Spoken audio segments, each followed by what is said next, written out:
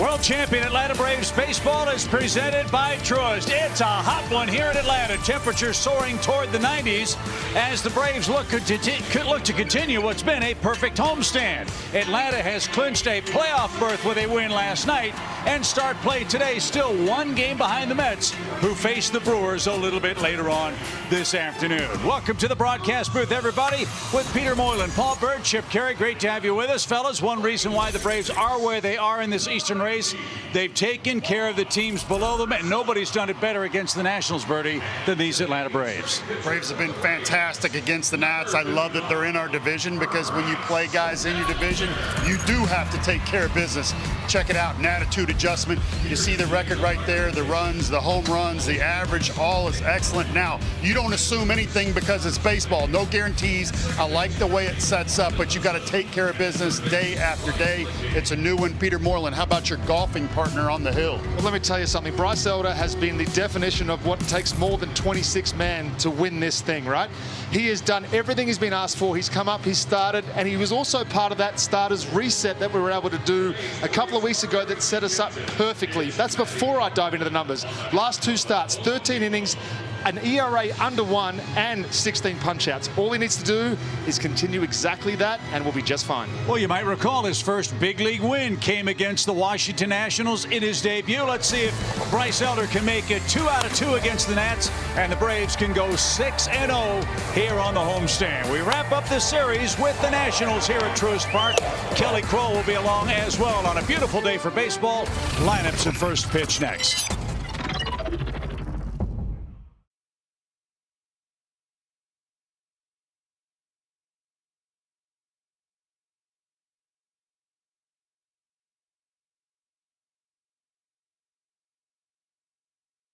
Dealers today.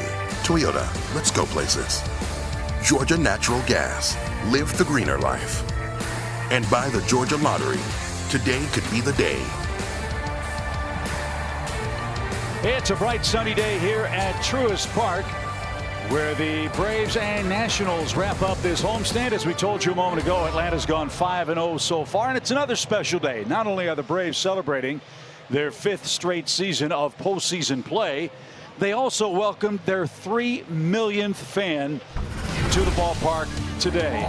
5th grade teacher Anita Outlaw was the lucky 3 millionth fan, showered with gifts a few moments ago. A teacher at Sweetwater Middle School, and her reaction to being the 3 millionth fan is just the same reaction fans get when they meet Peter Moylan, Paul Bird. She was fired up. Man, and why wouldn't you be? You get free Chick-fil-A for a year? Yeah, I think that's what put it over the top. I would probably gain 25 to 35 pounds if that were the case throughout the year. It never gets old. Chick-fil-A, fantastic.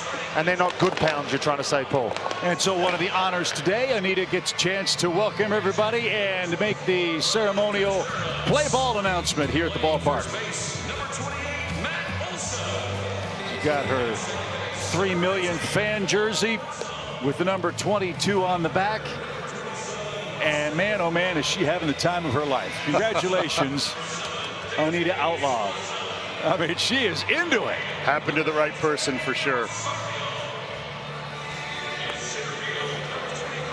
So with autumn just around the corner, one last burst of summer here in Atlanta. By 4 o'clock today, the temperatures will be in the low 90s. And Bryce Elder, native of Texas, doesn't mind that. You see a 1-3 record, guys. His first victory came against the Nationals. He's been pitching good and effectively. You see the whiff rate on the slider at 41%. Also has an excellent sinker, dives down into the zone. That's the greatest play ball call we have ever heard. Expect more four-seamers up and some change-ups for him today. The Nats struggle on change-up. We've seen a lot of good changes from Braves pitchers. Can it continue today? So we will find out as he faces the 51-97 Washington Nationals. Lane Thomas is back atop their Toyota starting lineup. Luke Voit has struck out 6 times in 8 trips to the plate in this series. C.J. Abrams, the Atlanta kid, getting his final start in this ballpark as a member of the Washington Ball Club. The Braves have dominated the Nationals. How does that continue, fellas? Our 4 keys. Well, 2 for 2. His first MLB win was against these Nats. And holding serve, we have to set the tone and give the Mets something to shoot for.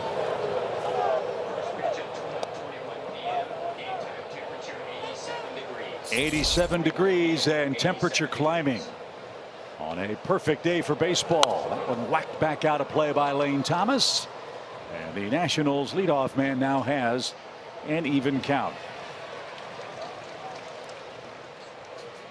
We head to Philadelphia to start a series tomorrow. The Nationals are on their way to Miami.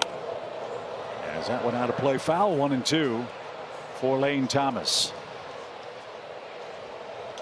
The subplot of Elder getting this start today is it pushes everybody back in rotation. It gives Spencer Strider a little extra time too. More on that after the pitch, which is right down Peachtree, and Lane Thomas takes strike 3. Good start for Elder. 1 out. Two-seamer coming on the outside corner, comes back over nicely. Whole lot more of those today. I'm in. So you like this move, slotting Elder, giving Strider some chance to rest that oblique and get ready for the Mets series? I do. The only thing that concerns me is obviously that he came in and said that he was sore, but I'm hoping that it's only, like he said, a minimal injury or minimal uncomfortable feeling. He knows his body. We talk about this all the time. He knows his body as good as any athlete I've met, so I'm sure it's just precautionary. Swing and a miss for Luis Garcia. Bryce Elder throwing strike after strike to start his day. And that's been the biggest difference for him, is that he went down to AAA. He understands that his stuff plays when it's in the zone. All he's got to do is make sure that he throws more strikes.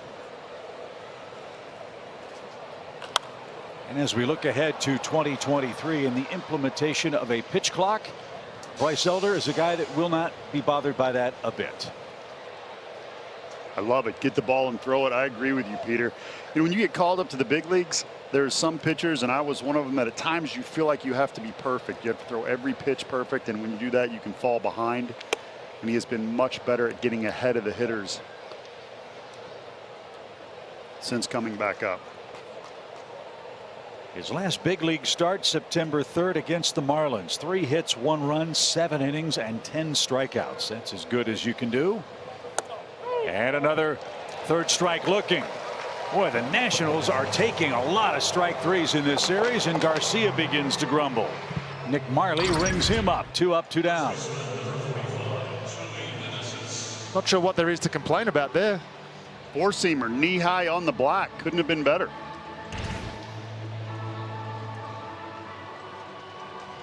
So 2 up, 2 down for Bryce Elder. Joey Meneses, the slugging first baseman for the Nats, who leads their team in hits, homers, and RBIs since his call up. And this one is into center field. It's another base hit. Meneses has been a tough out. That's 6 hits for him in this 3-game series.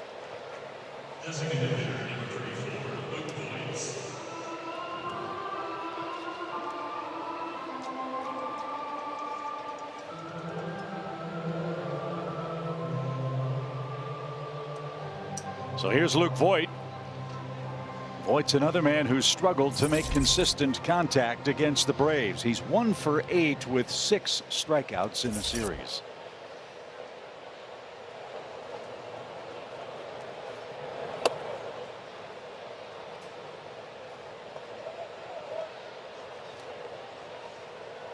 Two outs, 1 aboard in the Washington first inning.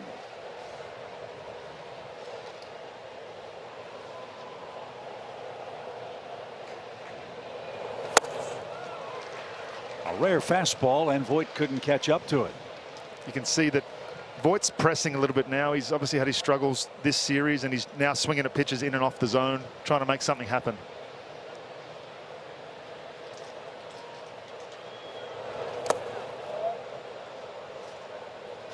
Besides a friendly strike zone, I would think that would be another one of a pitcher's best friends. An aggressive, anxious, frustrated hitter.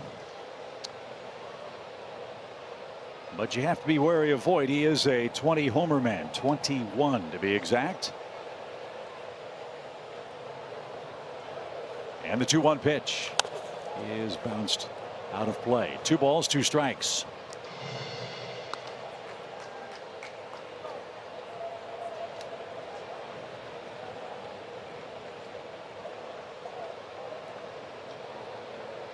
Voit played as a dead pull hitter. Michael Harris in straightaway center, just beyond the shadows of Braves vision in center field. just missed a corner, and it's a full count.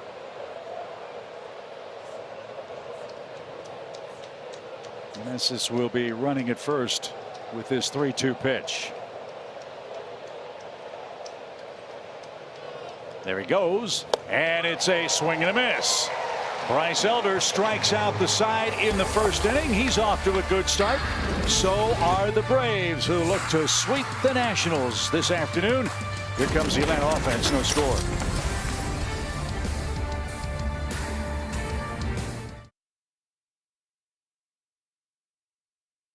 Homers against the Nationals in 15 games this year. Let's see if Ronald Acuna Jr. can spark a first inning rally. He's atop the Toyota starting lineup. Robbie Grossman gets the starting right as Ronald DH's day game after the night game. And they're facing a familiar foe in Paulo Espino, and he's a man the Braves have hit pretty hard when he's made a spot start or two for the Nationals. Really good success against Espino, as you see the numbers right there. I really like this guy. I say that because he was drafted by the Guardians Indians 2006. He fought all the way through the minor leagues, finally got a debut in 17. Through just a couple games, and he's battled at 35 years old, pitched a little bit for the Nats 2020, 21, and then this year again. He's a pro. Yeah. And there's something inside of me when I hear his story. I think, God, that guy's a gamer. He goes into the office. He tells the manager, Davey Martinez, whatever you need. He's pitched out of the pen. He's started when they've needed him to. Never complains, always smiles. What a great leader for younger and more talented players to see. He's quickly ahead of Ronald Acuna with 2 strikes. And we'll see how far Paulo can go today, Peter. His last 3 outings, all 1-inning relief appearances. His last start, September 6th. Unfortunately for the Nats, they don't have many choices behind him either, so he's going to have to carry some innings for them today.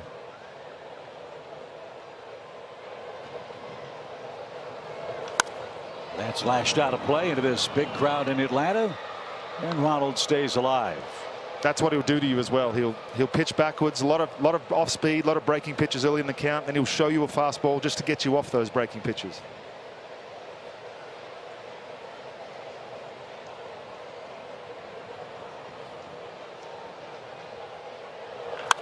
That one is into left field, a base hit. So Acuna, who's had a good homestand, is aboard with his second hit against the Nationals. And the Braves have a first inning threat with Acuna at first base. Front door curveball. Acuna turns on it. Another good sign. Ronnie getting hot, along with Olson starting to swing the bat better. Jansen's cutter has looked great in this series. A lot of good things have happened, not just the wins. So Ronald says hello to a different face over in the first base coaching box as Dansby digs in. Eric Young Sr. away from the team on a personal matter. So Bobby Magallanes, one of the Braves hitting coaches, will take over for EY today. We'll see how well he yells back. All you base runners know how important that is. As Dansby hits. I liked how you pointed to me then. Absolutely. Big night for Dansby. A home run last night, tied his franchise record for RBIs as a shortstop with number 88. And such a huge swing with the bat too. Gave us a little insurance. We ended up giving one in the top of the 9th. But what a performance by Kenley last night too, after it wasn't looking good early. Yeah, the Nationals not blessed with a whole lot of power. Made a game of it by bunting with the first 2 hitters, and both reached. Again, a matter of the personnel Dave Martinez has, and look, he respected the game. He tried to win the game and play the role of the spoiler. It didn't work out as the Braves earned a 1-run victory. I thought the Nats did a great job after losing Corbin in the first. Their bullpen was excellent, kept the team in check, and as you said, turned out to be a great game. Yeah, Corbin faced 4 hitters, left with a bad back.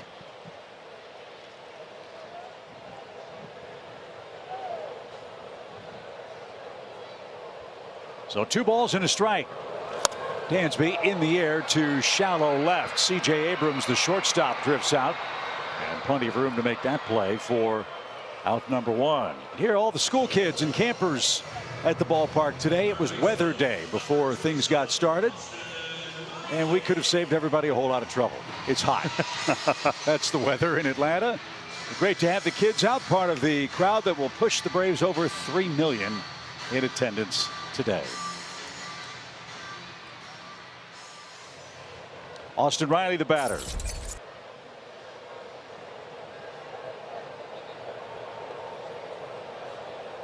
His hit in the series, a home run. Scorched into center. But that's grabbed by Robles, and his throw back to first is offline.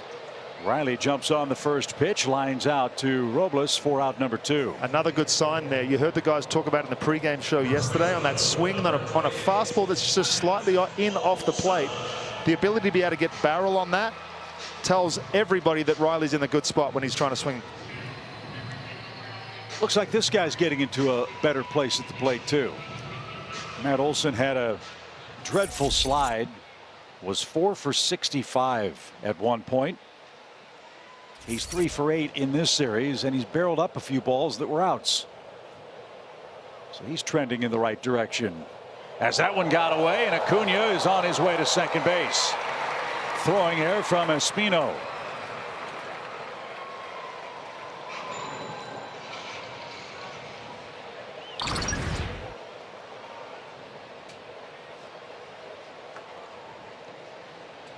When you're fast, speed creates opportunities. It makes pitchers go quick to home, sometimes giving the hitter a better pitch to hit because they may rush, and then it creates havoc on the base paths, what you see right there. So a hit potentially gets you the game's first run here with Matt Olson in the box.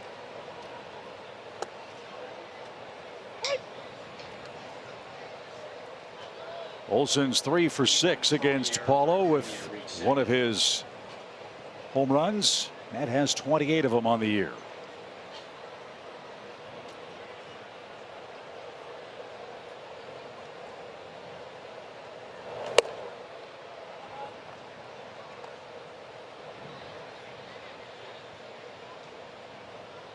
Olson 42 doubles and 70 extra base hits.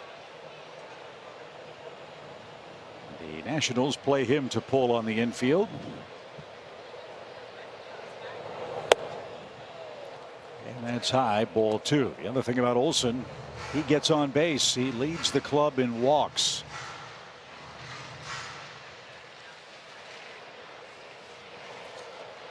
And he's ahead in the count here, fellas. 2 balls and a strike.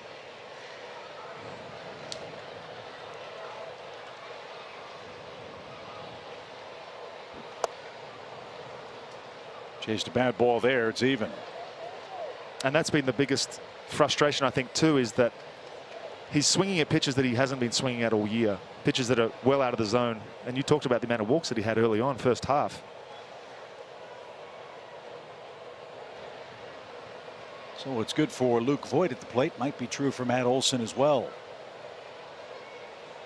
As Espino stares in to get his 2-2 pitch on PitchCom. Now he's ready. Huge lead for Acuna. And back out of play. First run in any big league ball game is the most important run, especially for the Braves this year. Atlanta 68-12 when they score first. Ronnie's feeling it today, pretty animated, talking back and forth with Vargas.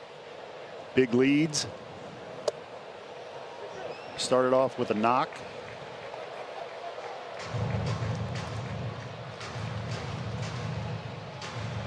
And now Olson awaits a 3-2 count.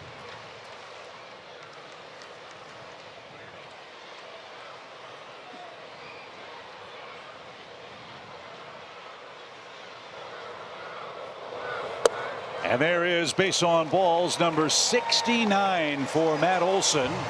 And runners are at first and second with 2 outs. And maybe that's as big a key as getting hits, Peter, that he's seeing the ball well. Absolutely. Yeah, as I said, he's just uncharacteristically been swinging at pitches that are outside the zone. Good take there. smart hitter, went to school, knows he's going to see a lot of breaking balls.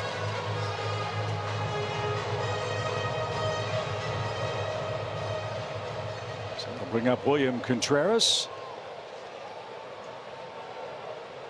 2 on and 2 out.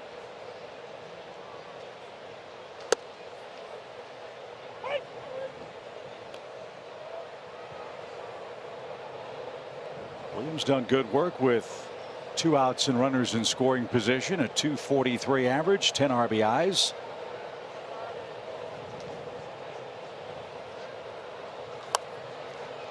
And now he's behind. 0-2. He's actually throwing 2 different kinds of breaking balls. One's being called a slider, one's being called a curveball. They both spin at the same sort of rate, but one's able to go straight down, the other one's more side to side. So he manipulates the ball pretty well.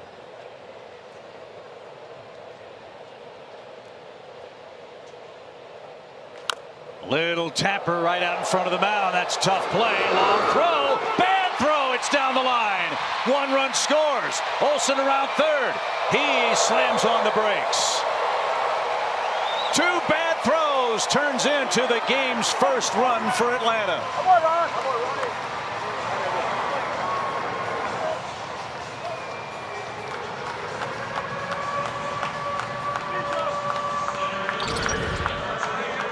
The swinging bunt, Espino grabs it, throws off balance. I don't know that he would have gotten him anyways. Sometimes the best play is to just eat it, but you have to set your feet. That right arm, you push the ball into the ground so you get a good grip on it as a pitcher, and if you don't have time to set up correctly and do things like that, you're always in danger of a wild throw. So we await the scoring. Espino with 1 throwing error moved Acuna from first to second. That ball down the line brings him home. And the Braves now have second and third, 2 outs and a 1-0 lead.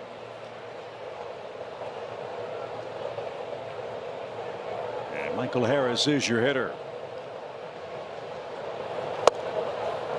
Good teams will take advantage of this right here. And we've been good with 2 strikes, 2 outs all year long. Clutch hitting, especially Michael Harris. He's at .297 with runners in scoring position and 2 outs. Single for Contreras. E1 throwing error to allow the run to score. Also to third, Contreras to second. So it's an infield hit for Contreras, no RBI. Espino with his 2nd throwing error of the inning brings home Acuna to make it 1-0. No RBI.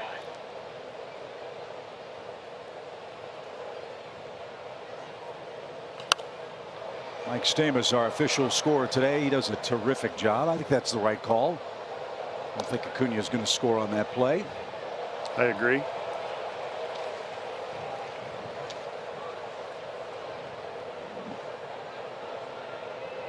So the Braves have their first run. Look for a crooked number here in the first inning.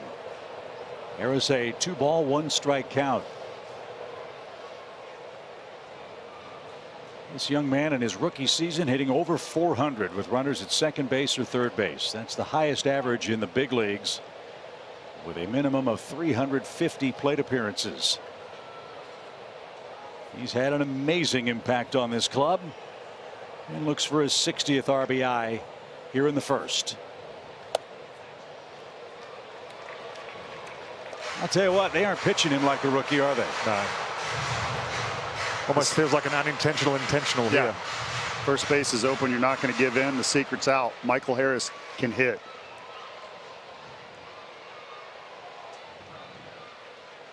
Eddie Rosario is in the on-deck circle. Olsen at third, Contreras at second. And we'll see another full count as Espino's logged 25 first inning pitches. Not what Washington wants with all the bullpen usage they had yesterday.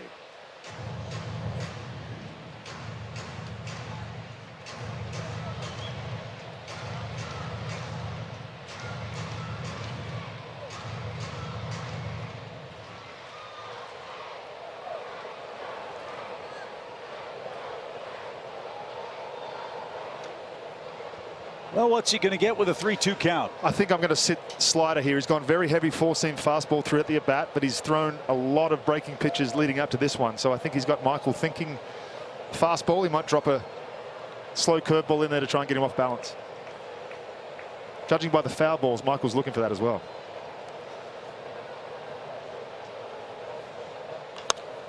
Lifted toward left.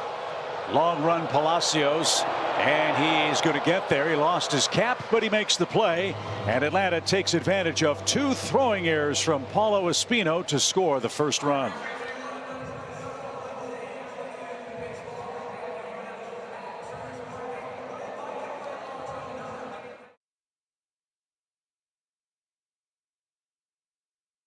His 55th game starting as catcher, and of course we've seen him DH plenty this year, and it was Travis d'Arnaud who's getting the day off, but of course just warming up. Elder a moment ago just raving about the work that Contreras has done this year and saying that the energy he brings inspires him, makes him feel young, and he goes, I don't know if I'd be having the year I am without what he's been doing. I thought it was interesting, guys. Of course, Brian Snitker asked a lot about the production that he's getting from his catchers this year, and he goes, it's Hall of Fame level numbers when you combine what the 2 of them are doing, and he goes, it's an embarrassment of riches. And I think we have seen William Contreras certainly emerge this year, of course, under the tutelage of Travis d'Arnaud.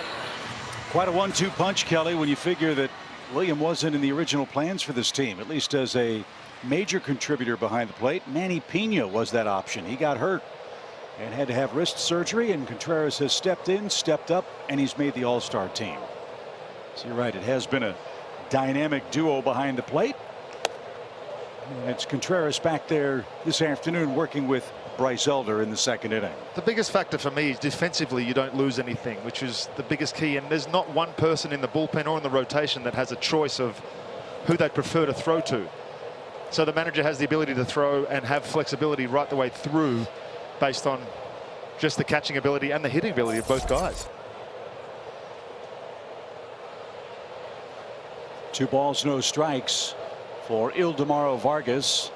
And I think that's an interesting point, too, because I think if you look at William objectively, you could not say that about him defensively last year. No, we would speak often about, and it felt like we just keyholed it as laziness, but it doesn't seem like that was the problem. It just might have been just lack of reps. Well, I also think he changed. Well, I know that he changed his receiving position to the one leg. That takes time to transfer, and then he had to study at the big league level. You call a game differently at the big league level. On the ground to Grissom, Ildemaro Vargas is retired after getting ahead 3 balls, no strikes. In AA, AAA, you can stay away more. Up here, you have to mix your pitches. You have to know the hitters. You have to be able to throw to both sides of the plate. All of those things were happening to him at once. The different setup, the blocking baseballs from the different stance, calling a game against pitchers who had track records of guys for 5 and 10 years. And that takes time to learn. So, Kelly, Contreras not only doing it at the plate, but behind the plate with Sal Fasano, right? Yeah, I think it's worth bringing up, especially Peter and Bertie, because we have you here today. I'm trying to watch that out there. But the work that Sal Fasano does with both Travis d'Arnaud and William Contreras, all 3 of them are in those meetings together, going over game plans, even if it is, let's say, d'Arnaud's day behind the plate. Contreras is in there, right, each and every day. And I think you 2 can speak to how Sal does things a little bit different, and the game plans are very intense. There's a lot to them, but certainly you're seeing, I think, the results that both of these guys calling games with their pitchers, what they've been able to accomplish this season. Yeah, it's a consistent message coming from one voice, which is so important when you're trying to, obviously there's a goal, you want to win a baseball game, but there can be so many voices coming from different areas. I think the best thing that we do in this organization is the coaching staff with Cranny and with Sal, and everybody, nobody's stepping on each other's toes. They've all got a job to do, and they all know that job. On the ground, deep short. Dansby's got that from the cut of the grass. Long throw, Olsen the scoop, and he got his man. 3 up, 3 down for Bryce Elder. Another terrific play by Dansby Swanson. Atlanta continues its 1-0 lead as we head to the home second.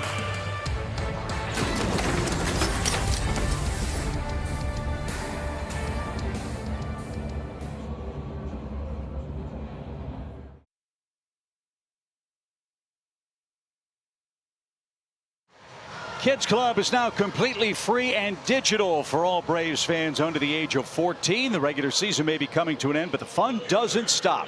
Kids Club members can still get all the fun activities through September, and it's a great way to stay engaged with the Braves throughout the postseason and the offseason before next baseball campaign. Join now at Braves.com/kids. And the kids are here in force today for Weather Day. And they're enjoying a 1-0 Atlanta lead here in the home second. Eddie Rosario, Robbie Grossman, and Vaughn Grissom are coming up.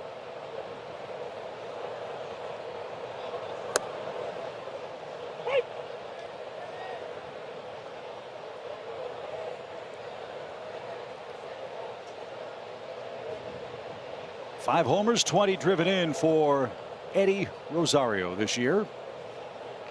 And he tries to bunt. Yeah, make this guy throw it. That one almost down the line. That right there is a perfect example of when you hear fans or coaches or anybody say, just try and bunt. It's still a tough thing to do at the big league level, is to try and bunt the ball to an open space when a big league pitcher is throwing at you. That one needed to have a little bit more on it, and as you said, bunting is not easy. That's the starting pitcher, is what we worked on so much.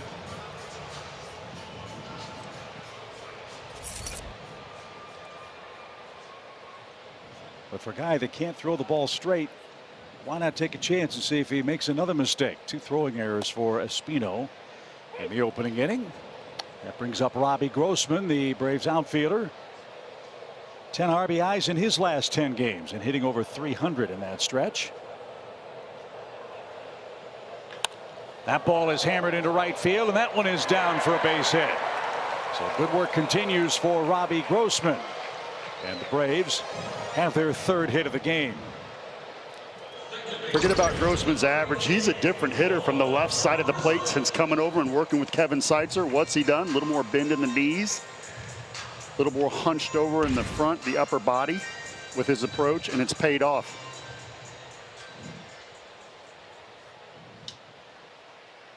So Espino back into the stretch for Vaughn Grissom, who had a couple of knocks last night.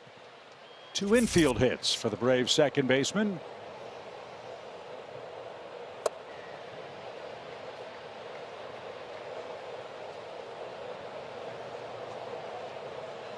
With those 2 hits, Grissom back over 300, batting .306.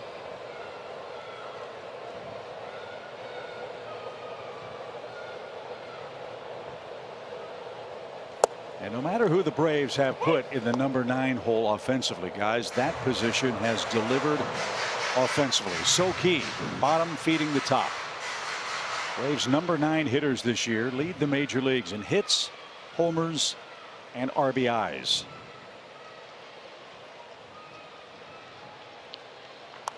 A cue shot is going to squib toward first, and that'll advance the runner, but Grissom will be out number 2.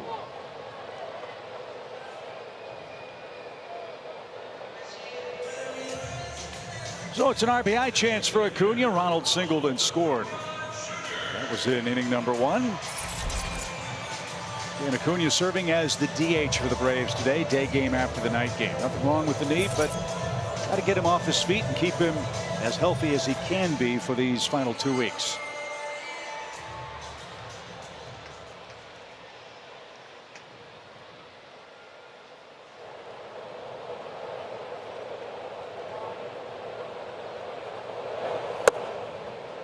You talked about the lineup. One of the toughest lineups that I ever faced was Cleveland, early 2000s, where Jim Thome, Hall of Famer, hit 7th, and A&R Diaz was hitting over 300. He was hitting 9th. Like, where do I go to get a break? When I look at this Braves lineup, I see similarities.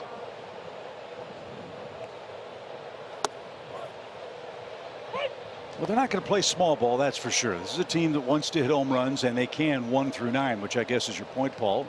And that's it.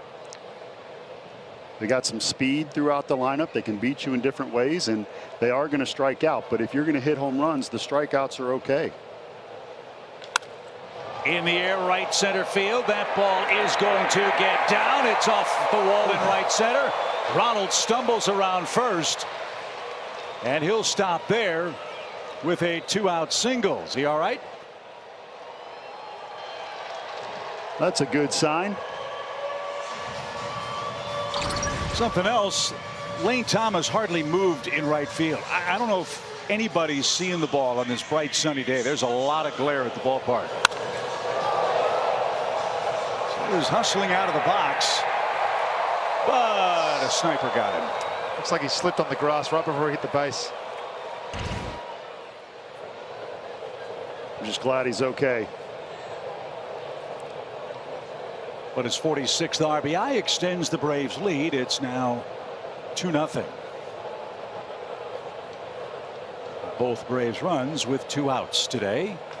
And this one down the line, foul off the net.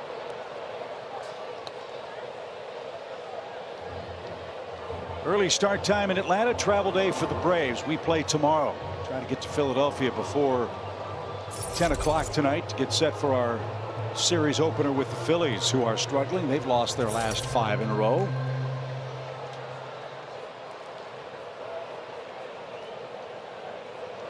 So a quick turnaround for the Braves, who try to pick up their 23rd daytime win. Popped up right side, and Garcia on the outfield grass will gather that in, and that'll retire the side. A run on 2 hits after 2. Bryce Elder and the Braves lead 2-0.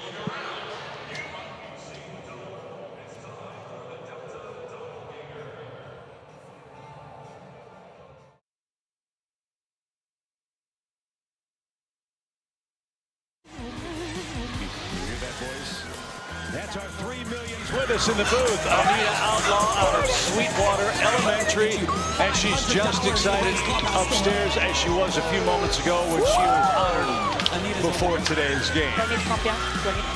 You are a bundle of energy, Anita. I got to tell you.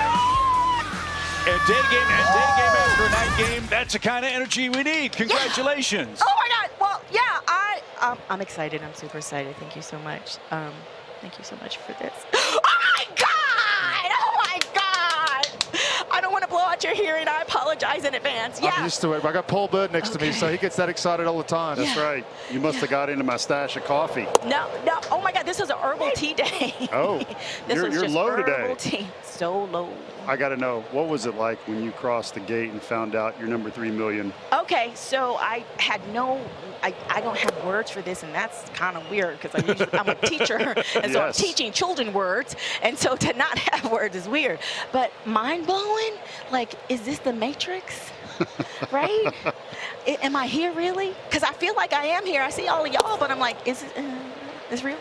Well, the reaction was priceless. It was the greatest play ball I've ever heard, and I've been around a long time. Thank you, The sir. glasses are on point, very stylish. The glitter, you're everything we hoped for in a 3 million fan. Lord, thank you. Has your phone blown up? I would imagine your friends and family are going crazy right I have a couple of friends who have texted me and all is like, oh my God, oh my God, oh my God, oh my God. So they're just saying my lines. They're just, they're copying me because that's all we can say. Oh my God, oh my God, oh my God.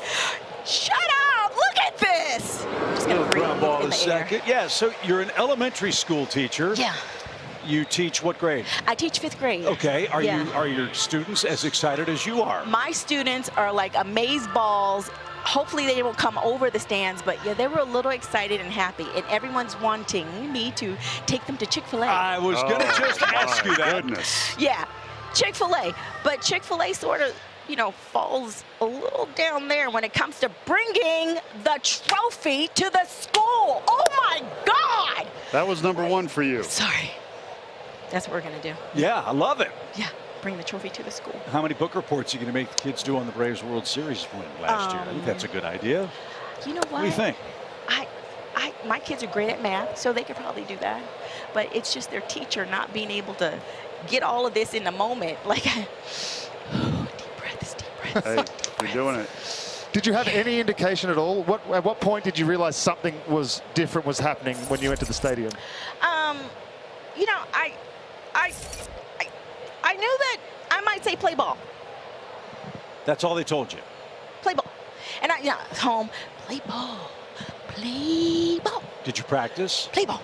Just, a few times. Just a few times. Up the middle, Grissom diving stop, scrambles to his feet. The throw a little late. And Trace Barrera has an infield hit, the second hit for the Nationals in the game. See how smooth he is right there? Yeah, he just Just went in like- there, focus shifted, and did his job. That's what an expert I does. don't know about that. No, sir. Take it. You So- are. You are.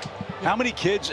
Well, first, where is Sweetwater Elementary? Where are you guys located? Where is that? Sweetwater Elementary is in Lithia Springs, Okay. Georgia, and we're part of Douglas County. Douglas County, right? Yeah. It's a great part of Braves country. Yeah. So you're going to go from being a 5th grade math teacher. Yeah, in I teach Douglas everything. County. Oh, excuse me. Yeah, I teach science. Okay, a 5th reading. grade, I beg your pardon, a 5th grade everything teacher to now a major celebrity in Lithia Springs. I'm just saying. This is life changing. You know, I thought the same thing, and I just hope my head just stays right here on these Yeah. shoulders because I'm like, oh my God. You oh may my be going God. viral after this interview.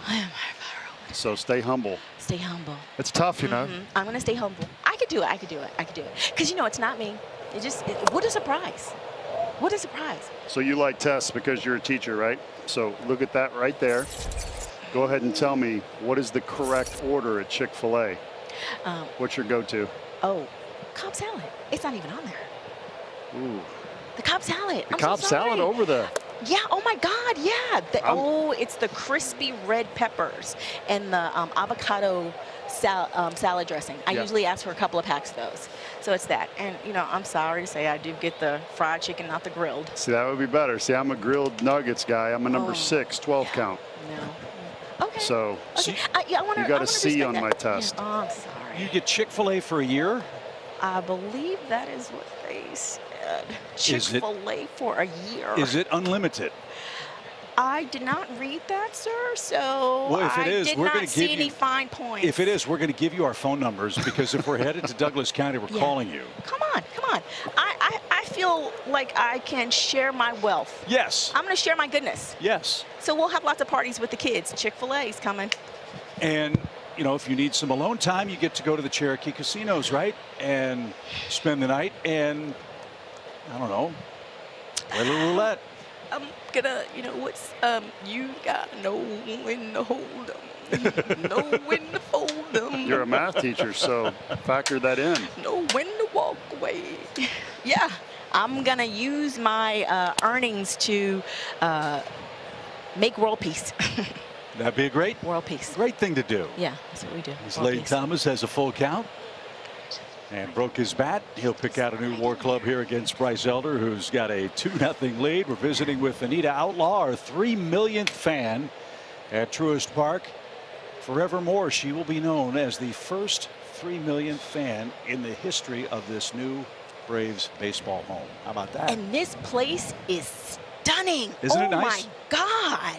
This place is beautiful, and it's like watching a game here is, it's like Field of Dreams. It's all you can ask for. Second base for one. Flip to first. Not in time. Lane Thomas beats the Rapid first. The inning continues with Almost. 2 outs. All right, too. I thought we may have had him there, but that's the first action I've seen on the field because your interview has been so good. I haven't even been able to pay attention. I don't know how Elder's pitching, but He's doing great. Let me doing ask great. you He's this. doing great. Since we're doing a baseball game, who's your favorite Braves player? You have a favorite? If you had to pick one?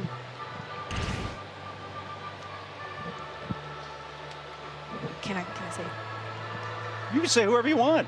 Freddie Freeman?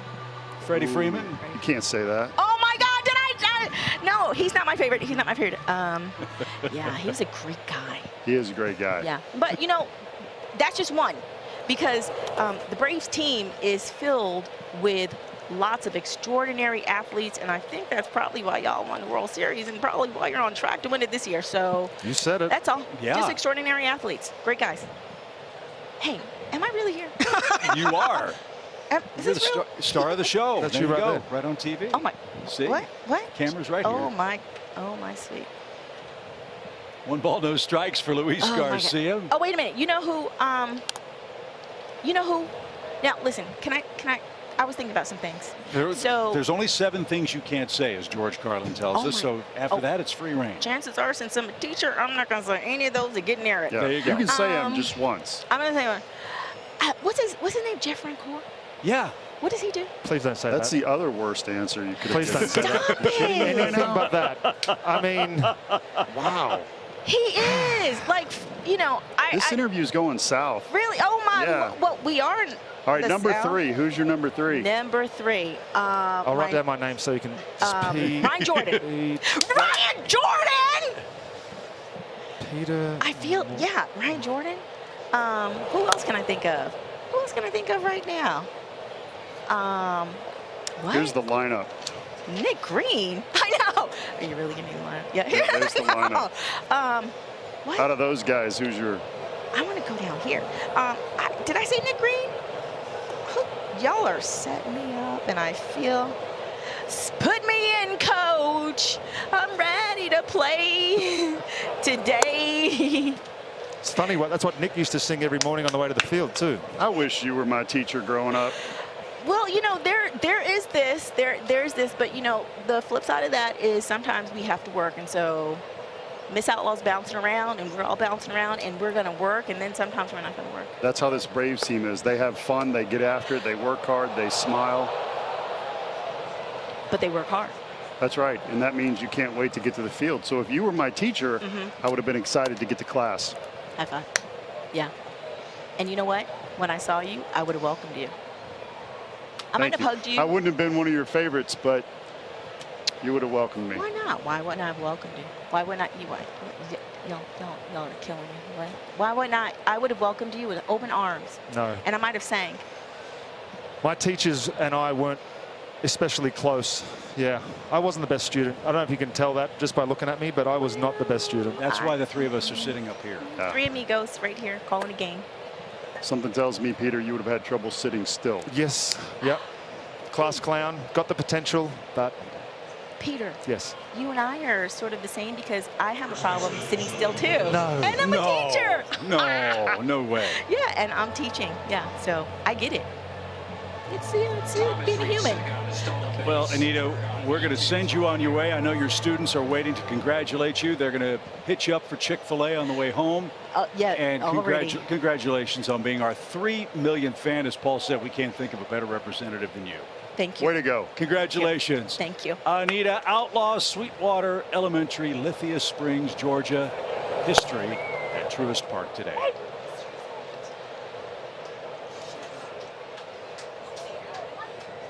Runners first and third for Washington here in the top of the 3rd inning. Elders had the pitches pile up on him just a bit.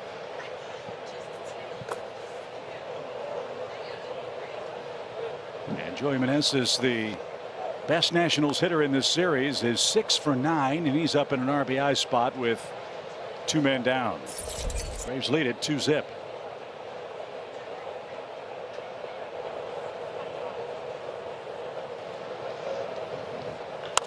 That is chopped foul at 3rd. Anita's a trip. I promise you this. I've never seen her work. I've never seen her school. I've never met any of her students, but I can promise you nobody's going to fall asleep in class. That is correct. Hey, but that's what we wanted and meant as we said it. What a appreciative fan who has fun, and so glad that she gets Chick-fil-A for a year.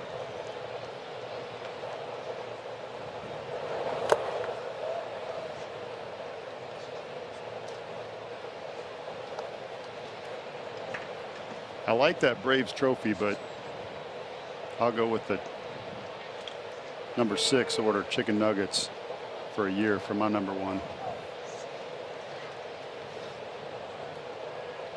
Rice is labored here in the 3rd inning. This will be his 27th pitch. And it's up the middle. Grissom backhand. Long throw. And it's on the money. And that'll keep the Nats off the scoreboard. Anita Outlaw certainly livened up the show in Atlanta. It's 2-0 Braves in the 3rd.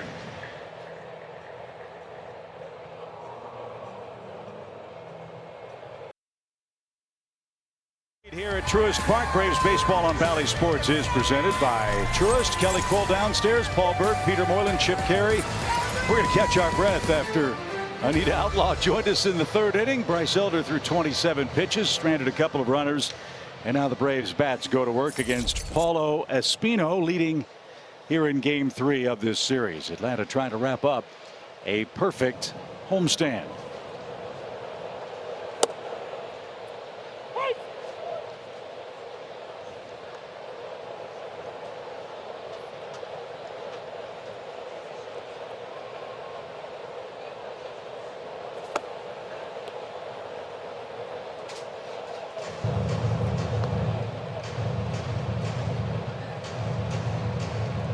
Two throwing errors led to the first Braves run in the opening inning. Ronald Acuna Jr. with a single off the right center field wall made it 2-zip.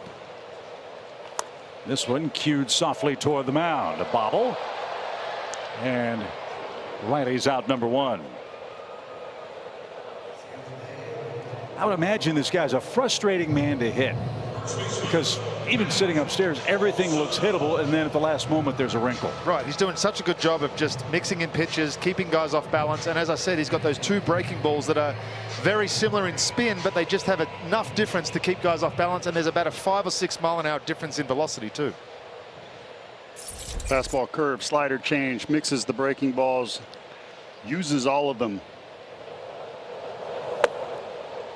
Old school type pitcher.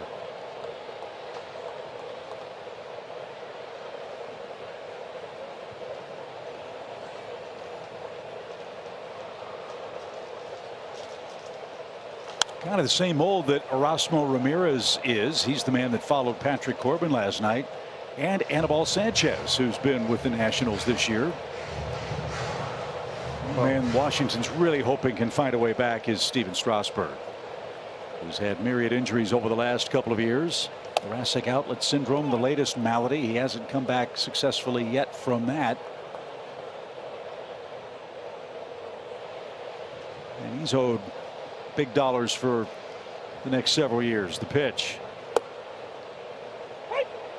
And when you're rebuilding and you have injuries like that, you don't have your bell cow at the top of your rotation. That makes a long year even longer. And the Nationals are on pace to lose 106.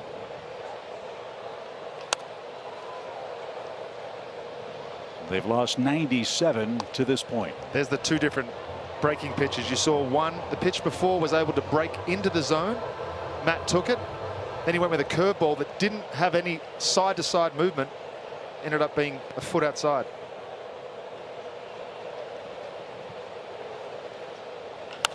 This one is shot to first. And Matt Olson will be out number 2. It always surprises me when teams play opposing hitters or even our guys in shifts, and then they pitch the ball away, which would defeat the shift if they even swing late. A lot of that tells me that the hitter's tendencies based on their swing path, it really doesn't matter how you attack him, he's always going to try and pull. He hasn't proved, like he was earlier in the year, that he's willing to go the other way as much second half. And so the surest way to get out of that shift, hit the ball the other way and make them adjust, right? Here's Contreras. Infield hit for William. Little tapper in front of the mound. Espino fielded it, threw wide to first, and that scored Ronald for the game's first run. Atlanta a chance to put the first score on the board in this tight Eastern race. The Mets and Milwaukee get started in about an hour. Taijuan Walker and Adrian Hauser will be the pitchers in that game at American Family Field. Milwaukee led 4-0 last night, but a Lindor grand slam put the Mets up for good as they came all the way back to stay a game in front of the Braves. And a swing and a miss takes care of Contreras, and Paulo Espino has his first strikeout. 4th inning rolls around, 2-0 Braves.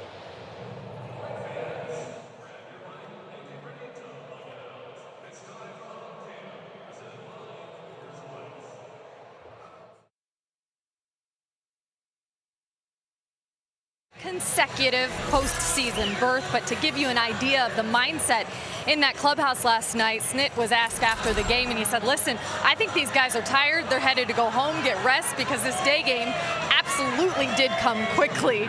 And those guys were out of the clubhouse last night. There was no celebration, certainly bigger things in front of them, that is the goal. But I thought Travis d'Arnaud, guys, did a really good job of kind of putting it in perspective, saying that obviously we're aiming higher, but making the playoffs is a big deal. Keep in mind all of the Hall of Famers who played this game and never once in their career got to play in the postseason. So you obviously acknowledge that it is one part of the goal, but certainly this is a marathon and we have much more to finish here with the next couple weeks, is basically how he put it. Yeah, well, no question, Kelly, there are bigger fish to fry. Getting in is a step. It's the first step. The next step you hope to take is catching the Mets and then resting your club and getting ready for what your first round will be.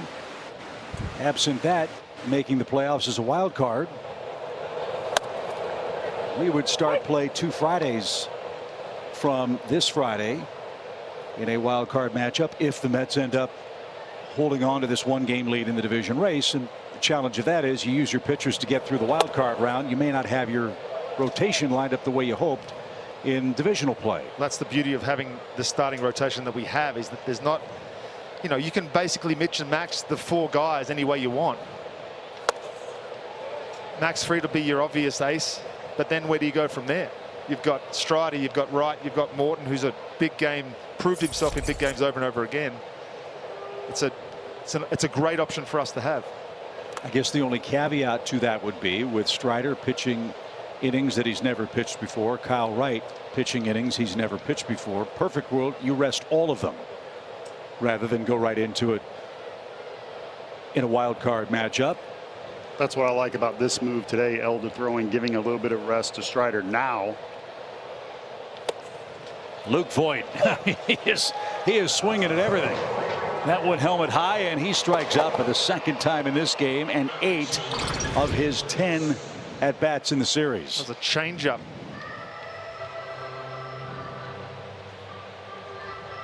Oh, it looked like a fastball up in the zone. Is that the 4-seam you're talking about? Wow. Yeah, game plan today.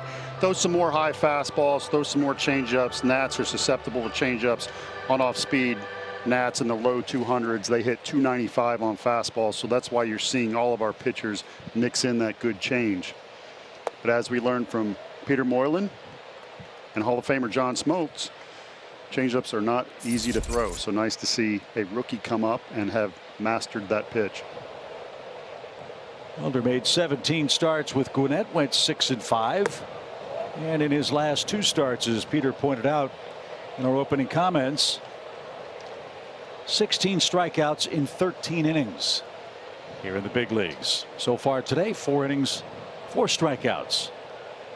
And he's allowed just 2 national singles. Another ground ball. Grissom ranges to his left. Set his feet, made a nice throw. Vargas retired. That's out number 2.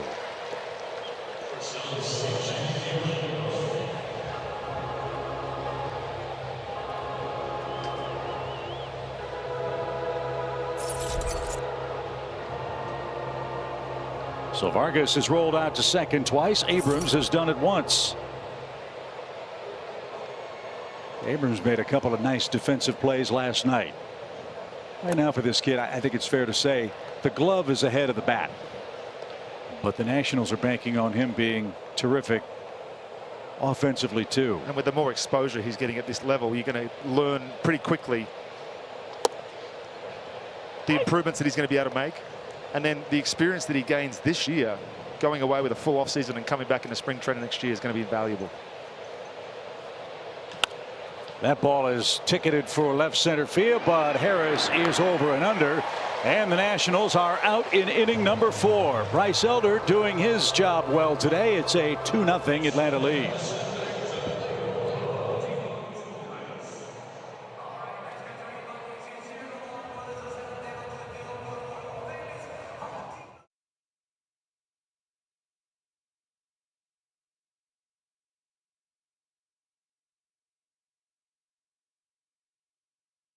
The concourse area to try to get some shade. They're all standing and cheering in the upper deck with the large cantilevered roof here at Truist Park.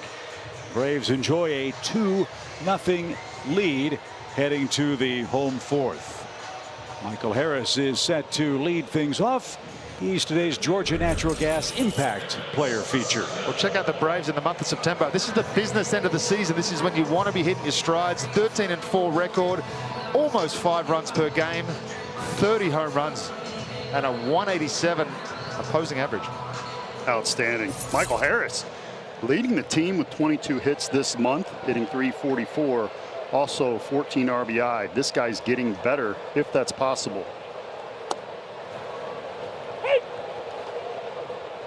Two runs, 4 hits for the Braves. No runs, 2 hits for Washington. Harris popped out in the Atlanta first. And again, slowest from Paulo Espino in this second time through the Braves order. Remember his last at bat, he went almost exclusively fastballs, all bar one curveball. Switched it up on him. This is all part of the learning curve.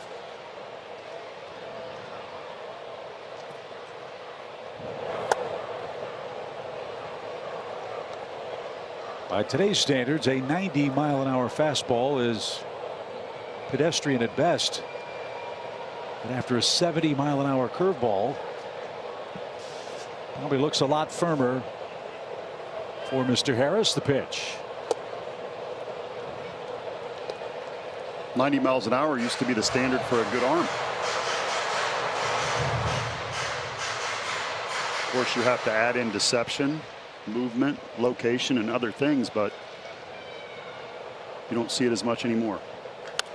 On the ground first, Meneses will flip to the pitcher covering, and Michael's retired for out number one. I'll never forget, I was working with Braves Hall of Famer Pete Van Wieren out in San Diego when Mark Wohlers debuted. And Mark had made his way through the Braves system as a flame-throwing reliever, all the kinds of saves records, strikeout records in the minor leagues. And when he came in to pitch against the Padres for the first time in the 7th or 8th inning, I forget which, almost everybody was at the edge of the dugout watching him throw 94, 95 miles an hour. It was almost unheard of because it was so rare. And I know Nolan Ryan, and et cetera, but Wohlers was kind of in that first wave of relief pitchers where it was almost expected, Peter, you had to throw 95. Yeah, I remember when Joel Zumaya came up, similar story, or Aroldis Chapman when he first came over as a reliever. But now we're seeing guys starting throwing 100 like Strider, but relief pitchers 101, 102, which makes you wonder what are the limits of the capabilities of a human elbow and shoulder throwing that hard in big league baseball. Just amazing. Espino doing it the other way. Pitching, not throwing. Do you remember the first time you hit 90? I should, but I don't.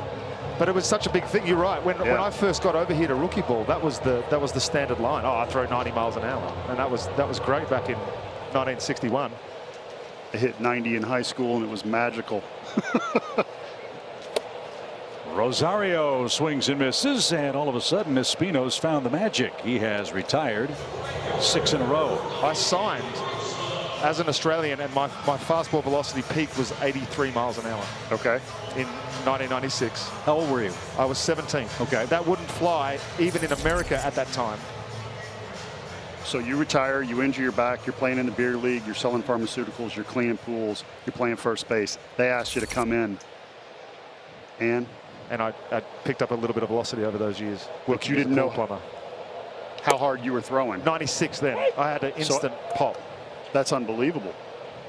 So what was the feeling like when you heard not only did you hit 90, but you went from 83 to 96? Well, this may surprise you. There's not a lot of radar guns in the beer league, Australian league. So it wasn't until I got to that state level where they were able to see how hard I was throwing. I knew that I was having some success and there wasn't a lot of foul balls and there was a lot of swings and misses, but I didn't know exactly. And all I'd thrown in my whole life was about 88. And when you heard 96? I didn't believe it. Meneses, nice pick to his right. Espino covers the bag again, and the Braves are retired to end the 4th inning. Lower third for the Nationals. It's 2-0.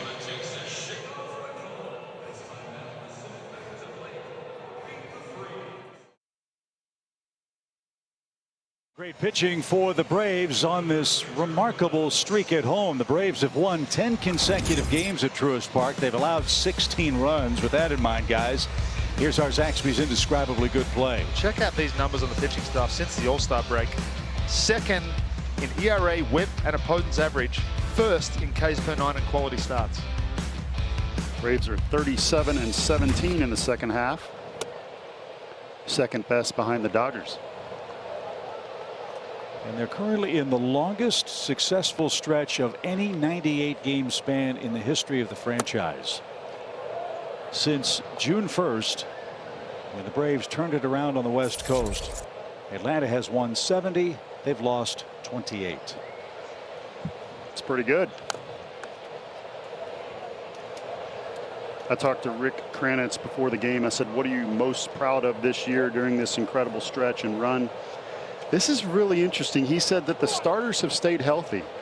And I forget, we had abbreviated spring training where we only got 3 starts. And he said our plan was not to lean on guys in April, so we got stronger as the year goes on. And that's what's happened. Well, getting Spencer in rotation too really solidified things. Look, spot start here and there for the Kyle Mullers and the Bryce Elders of the world.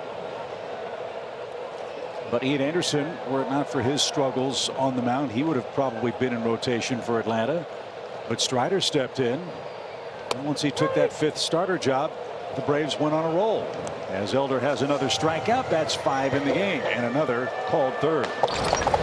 Two-seam comes back over the outside corner. When you've got that and the cutter working, as we've seen today, and the way that he's locating it as well. You guys ready for this 2020 draft? Jared Schuster, number 1. We didn't have a 2nd pick. Jesse Franklin, 3. Oh my goodness. 4th, Spencer Strider. 5th round, Bryce Elder. We were given by CBS Sports a C grade in that draft. And that pitch apparently hit Josh Palacios, so he'll take first with 1 out. But he was taking a step. He was trying to bunt. I guess. Okay. If he got the bat back and didn't offer, it's not a strike.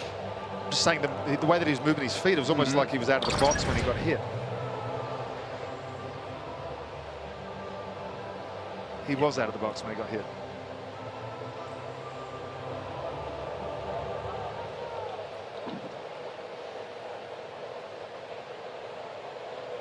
So a hit by a pitch puts Palacios at first. And Tres Barrera with an infield hit will dig in. We've seen Riley Adams and now Tres Barrera behind the plate in this series. Keibert Ruiz was seriously injured in a game earlier this year for the Nationals. As a catcher, he was hit in the most sensitive of spots and hasn't played in the last couple weeks. That's a shame. He's a good-looking young player too. Keibert Ruiz, who came over in the deal with the Dodgers at the trade deadline last year.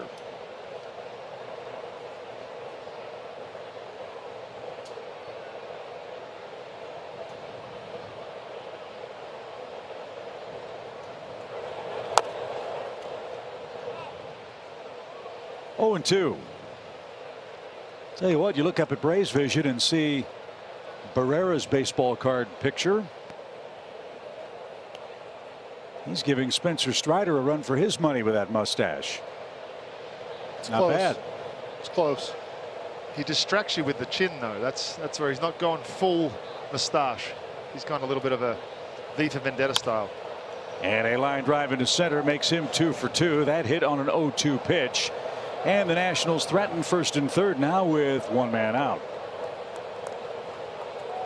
So a couple of mistakes for Elder here, and their bottom of the order feeds the top now with 2 on and 1 out. Got to get the ball in the air to have success against Elder. That 2-seamer in just lifted to center. Elder's gotten 1 fly ball out to Harris today, 7 ground outs and 5 strikeouts. I like that ratio. Let's try to get another one on the ground, see if we can get a double play here. Thomas bounced into a forced play last time. He struck out in the opening inning.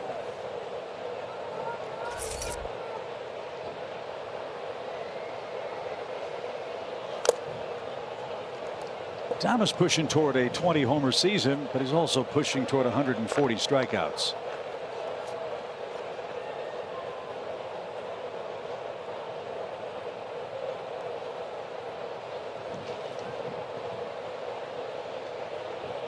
Nationals last in the league in home runs, last in ERA. And they have struck out a lot in this 2-game series so far. As we mentioned, already 5 for Elder today. And he's a pitch away from number 6.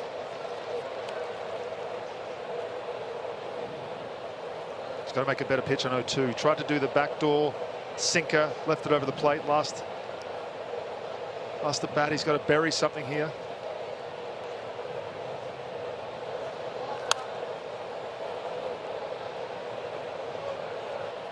He's not listening to you.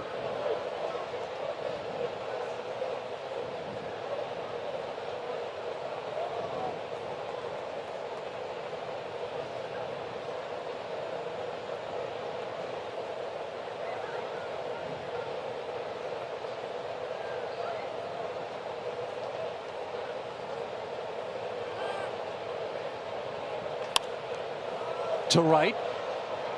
On comes Grossman. He settles. Runner at third tagging and coming. Here comes the throw. It is up the line. And it's a sacrifice fly for Lane Thomas. The Nationals cash in the hit batsman. And they cut the Braves lead in half. Really nice job right there by Elder backing up home on this throw that's a little bit offline, a little high.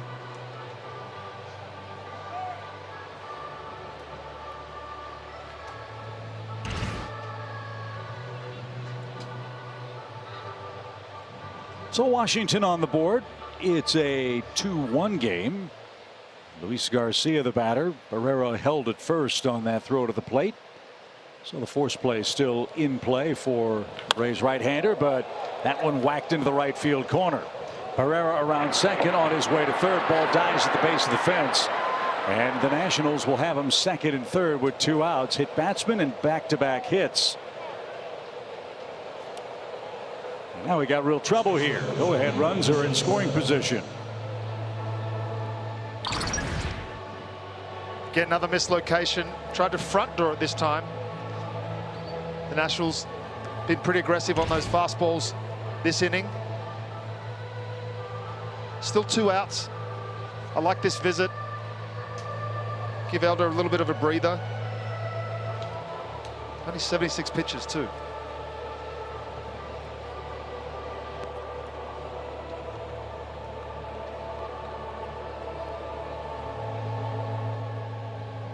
So while the Braves talk it over, second and third, 2 outs, 1 in for the Nationals. We step aside for a word from Truist. Tim always offered the best advice. Hit it nice and firm. Today, Tim is a teammate at Truist, where you can get personalized insights right on the app. Braves walk Joey Meneses, understandably so, as hot as he has been in the series. And they'll take aim at Luke Voit, who has 2 more strikeouts today. But the Washington Nationals have the bases loaded.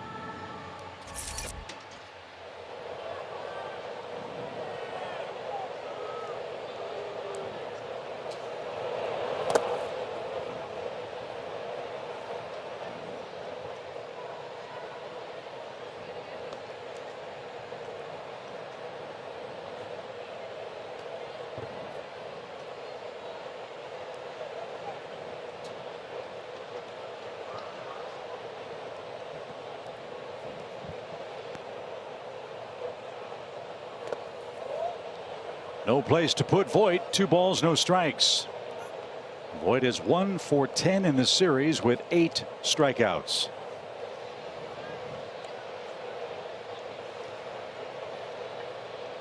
You can use his aggression against him too. You've seen it the last few days. He just wants to do something. He wants to drive in some runs. A well-located sinker here. Oh, that got a big piece of William behind the plate.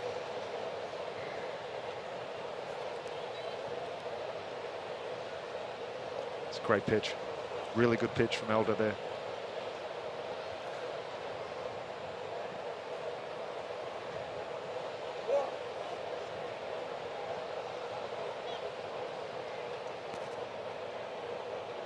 I think we all have a pretty good idea of where that hit the Braves catcher. He's all right. 2 balls and a strike.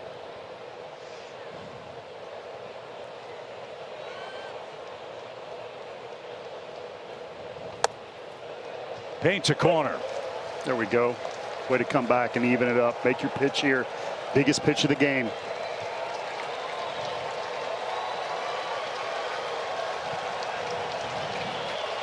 Crowd knows it too. They're starting to respond.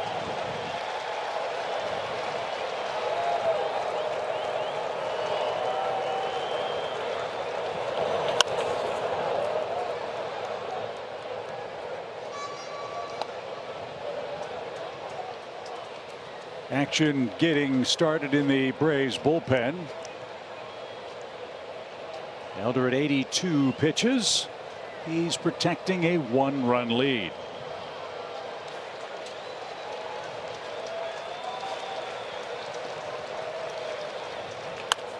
Up the middle, Grissom gloves, 360, throws and got him. What a great play by Grissom. That saved a couple of runs. It saves the lead, and it sends the Braves to the plate in the 5th inning with a 1-run advantage.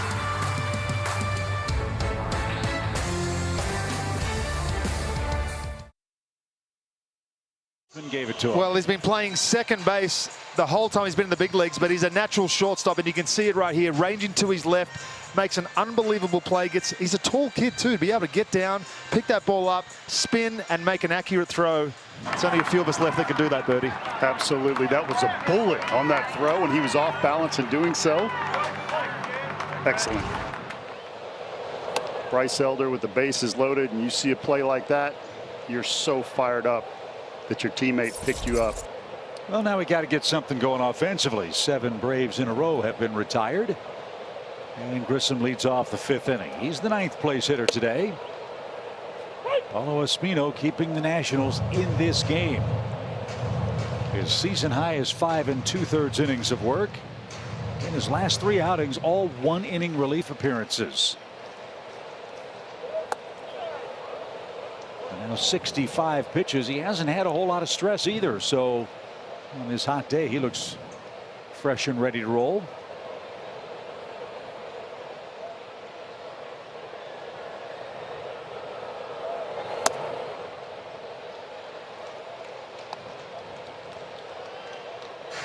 Braves have been patient with Espino all day. 16 of the first 18 plate appearances, they've taken that first pitch. Grisham being patient again in this at-bat.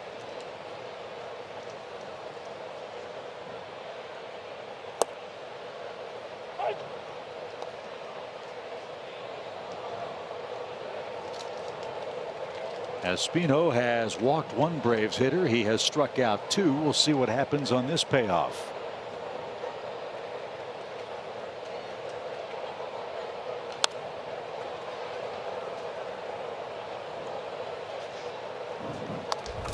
As we told you earlier, guys, number 9 spot's been excellent. Check out StatCast 3D, brought to you by Google Cloud. Our 9th hole batters. Bertie, this doesn't happen. 138 hits. 24 home runs. 9th position. You know why? We don't have you pitchers ruining the batting statistics, hitting 9th all the time. Yeah, Wow, Paul, that you was pitchers. low. Yeah. That was cold. You know what you don't have with your 9th hole 24 home runs? You don't have our bunts that we used to lay down. Most exciting So part of you the miss game, I used to those? say. And that's carried over because Braves don't have a sacrifice bunt this year, believe it or not. Yes, the game has changed. And not all of it in a bad way. This fun off. And I got to admit, I was a guy that was really not in favor of the DH. I love the strategy. I love the double switch and when to pull guys, how to manipulate your lineup using the bench and all of that. A lot of that's gone by the wayside. But the trade-off offensively, 1 through 9, I think it's been worth it. I agree with you. I wanted to see how it played out. I'm willing to change. I agree. I don't miss it as much as I thought I would. That's inside. Vaughn Grissom takes ball 4, and the leadoff man is on. First base runner for the Braves since inning number 2. Good at bat. 9 pitches seen by Vaughn there. Now let's move him along and over with Acuna, Swanson, and Austin Riley. I'd imagine this is going to be a fairly attaboy. You saved us. Nice job today, Dave Martinez. Yep. Clap of the hands, pat on the back. Nice job, Paulo. He will leave trailing 2-1. Braves have a base runner in the 5th here in Game 3 at Truist Park.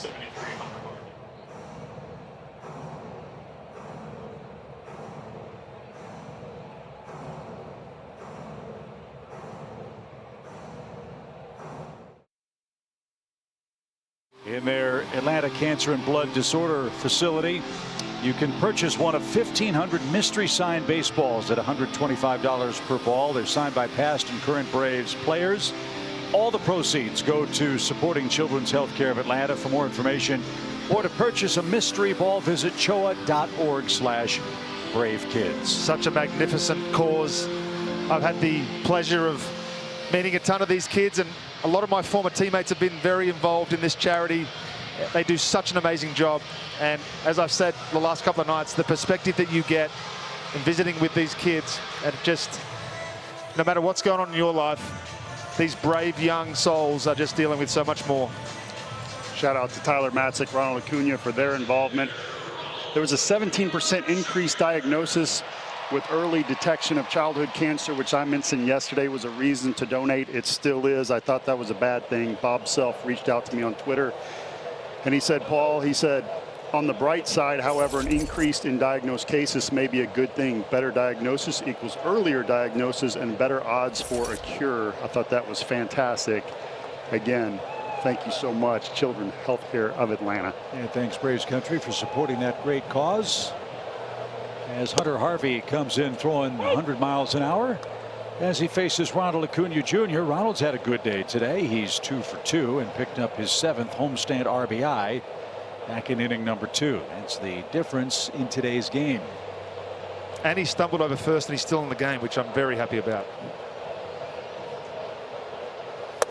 So true. And the swing that he put on that, it was a ball again inside that he was able to put to the right center gap, which is, you saw it with Riley last night too. It's a change in your approach, a change in the way that you, sometimes when he gets in trouble, he's trying to pull the ball too much, but those first two hits today.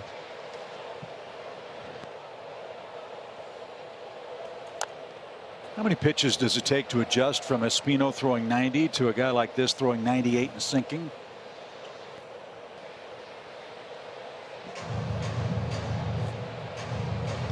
I mean, you're ready to hit mid-90s now, so I think it's an equal adjustment to hit a slow junk baller in this day and age, because you just simply don't see that as much. But when you've seen that in this particular game, there is that adjustment to get back to velocity, and you may be later for a swing. And you don't have the luxury of doing it in the cage. When you see Hunter Harvey, I mean, you can go crank up the machine, but it counts here. As Ronald a little late there, a ball and 2 strikes.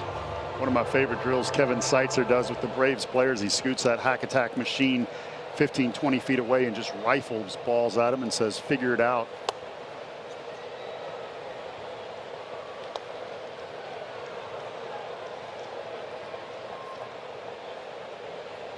Because to hit 98, you got to practice hitting 98. There's no BP pitcher that throws that. Harvey's coming in throwing 99 miles an hour as he delivers to Ronald, and that one is popped into shallow center. Robles long run still coming, and he'll make a great diving catch. His throw back to first will double off Vaughn Grissom. Great play by Robles, who had to run about 40 yards to catch it, then scrambled to his feet after the dive, and a strike for the double play. That was something else. Yeah, Vaughn was in a tough spot there. Robles makes a great play, closed very quickly on that, just kept it off the ground. Kind of in no man's land. If you go, you're obviously going to be thrown out at first, and if you stay at first, you might get thrown out at second. So it's an 8-3 double play that empties the bases for Dansby Swanson, who's popped out twice.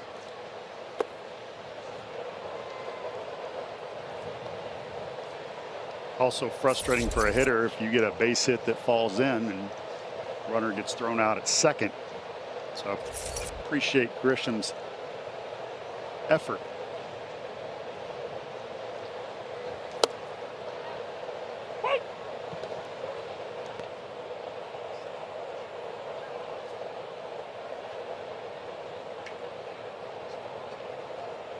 .21 homers, 88 ribbies for Swanson. Pace for 97 RBIs this year. His next RBI will be a new franchise record for a shortstop.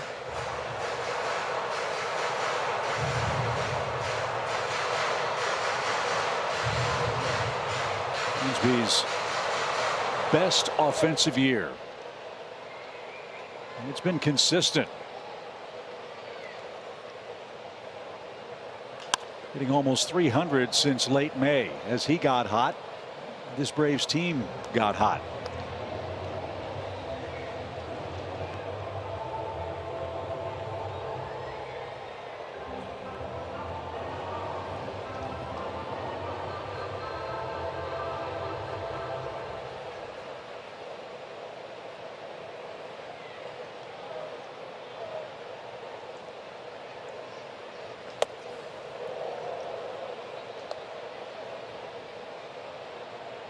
Full count. Up and in at 99. Not super comfortable.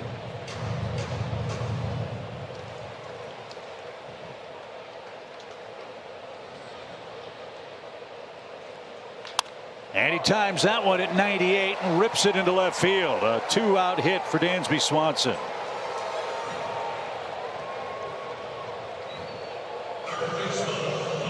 He can hit it to right center, and then you try to sneak the fastball in her half, and he has some of the quickest hands in the game. He's done this his whole career. This is something that he's really excelled at, is that fastball in. He's never seen a fastball he hasn't been able to get to, and that was proof just there again.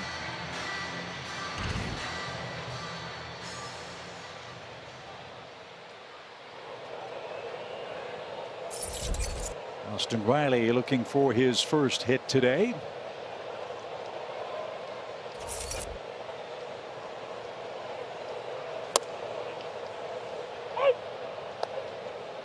Mentioned this last night. Hunter Harvey has baseball relief pitching in his blood. His dad Brian was a terrific closer in the major leagues for a long time.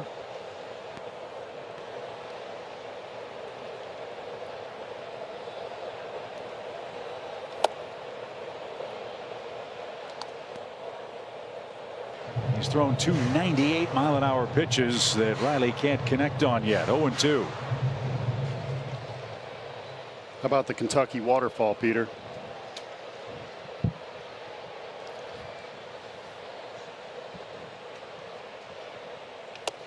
I had never, ever heard it called that before. My apologies. I forgot you're from Australia. It's impressive salad. Throw 100 miles an hour, you have any kind of hair you want.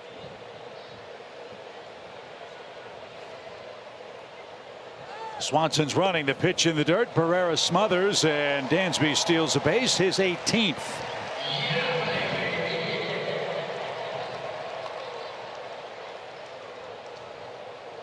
Perfect pitch to go on here. And Riley now with a hit could extend the Braves lead. Got a breaking ball, perfect timing. We noticed Harvey yesterday was that his stuff diminishes a little bit with a runner on base, trying to be too quick.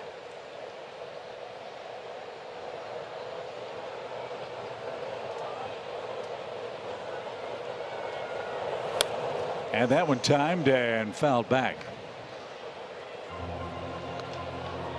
Nets and Brewers get started in 10 minutes in Milwaukee. We've got a 2-1 Braves lead here.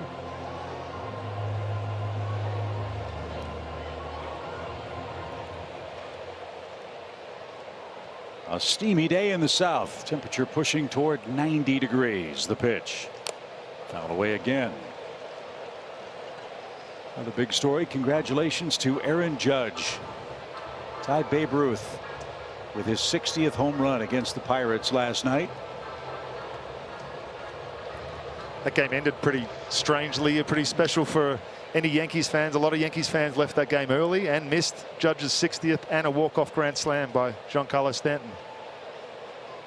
Yankees host the Pirates later tonight. The pitch. Strike 3, a breaking ball, and that will retire the side. Atlanta is out of luck in the 5th inning. We go to the 6th with a 2-1 lead.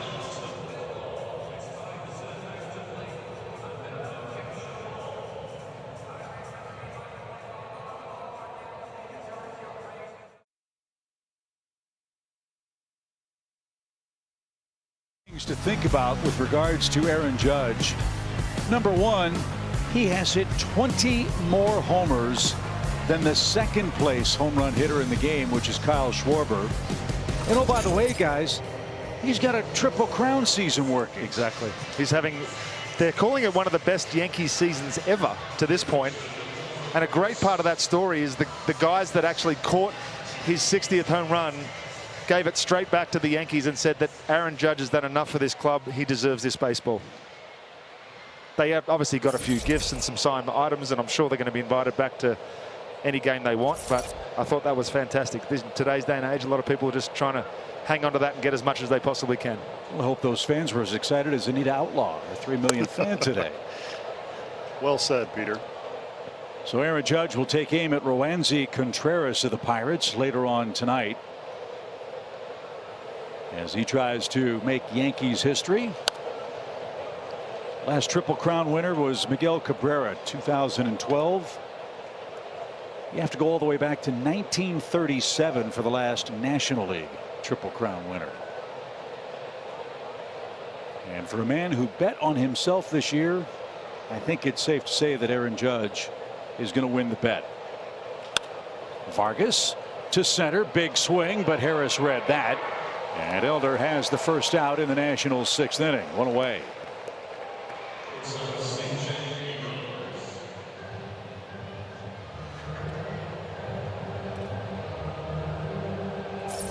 Good to see Elder back out there after a long 5th inning. He's got the bottom half of the Washington order coming up. See if he can get through 6 with a 2-1 lead here. C.J. Abrams is 0 for 2.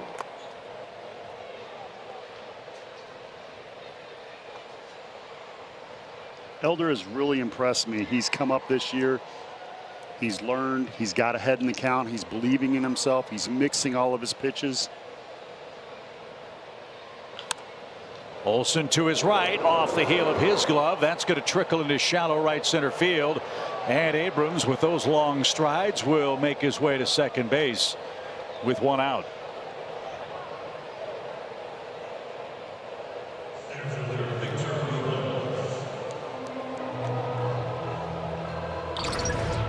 We await the scoring. Hit pretty hard. Looked like it took a jump off a foot mark and hit him right in the wrist.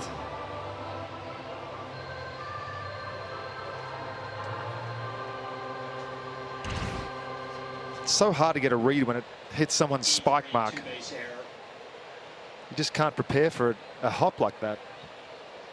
That's an error on Matt Olson.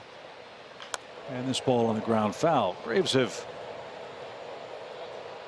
had a few more errors than we're used to. 3 last night. Now 2 today. And now Elder's got to do some heavy lifting with a tying runner in scoring position and 1 out.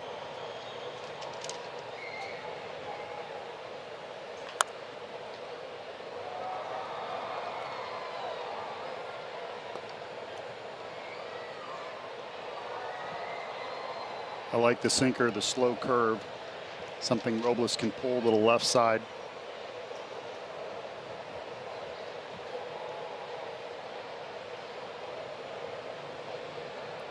Oh, 2 pitch.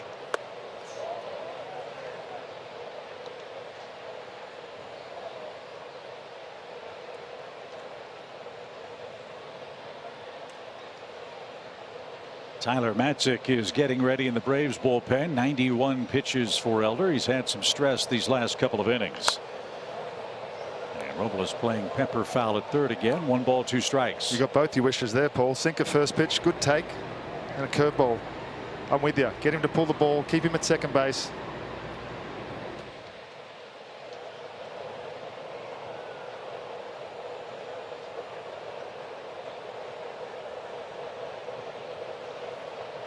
He chased it, and there's a big second out. 6th strikeout for Elder, and that's going to end his day on a high note. Brian Snitker is going to make the call as Bryce Elder, in a spot start today, guys, gave up 1 run in 5 2/3 innings. I also like the slow curve strikeout pitch as well. Great timing. So the Braves go to the bullpen. Bryce Elder, the Texas Longhorn, did a heck of a job in Game 3.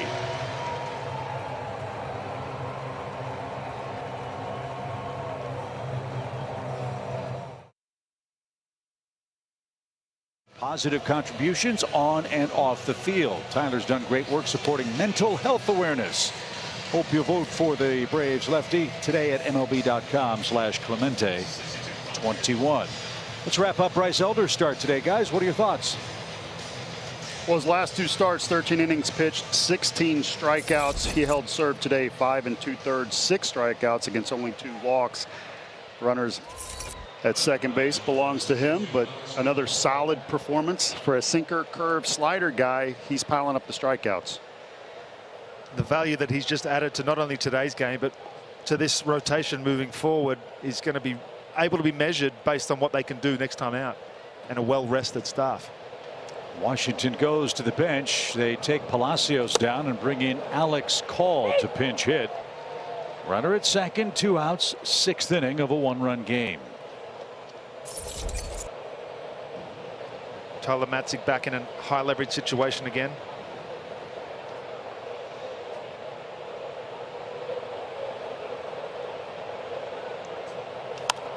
Pop fly foul for Mr. Call, who started game 1 of this series, had an RBI double.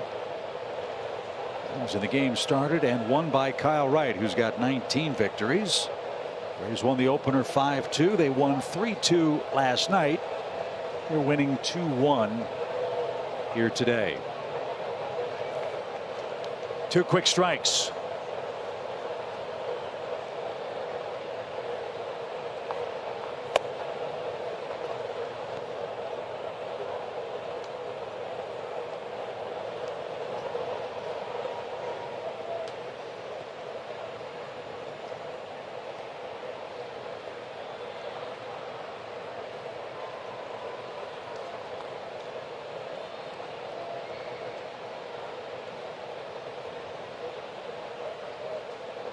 Call right on top of the plate.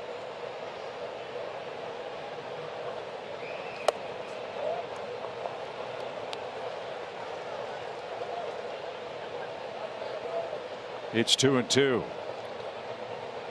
Alex came over on a waiver claim from the Guardians, played college ball at Ball State University. Looking for his 12th RBI of the season. And after 0-2, Tyler's missed badly arm side 3 straight to run it full.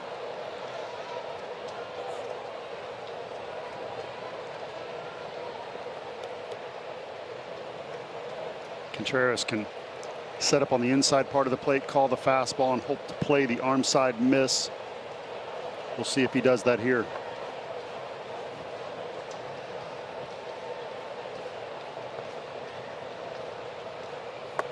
And pulled that one too far inside. So after 0-2, 4 straight misses for Matzek.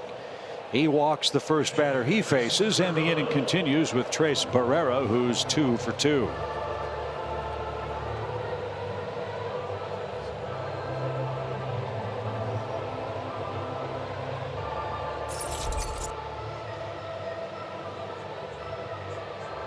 Barrera, as they say, is blessed with catcher's speed, as Tim McCarver used to call it.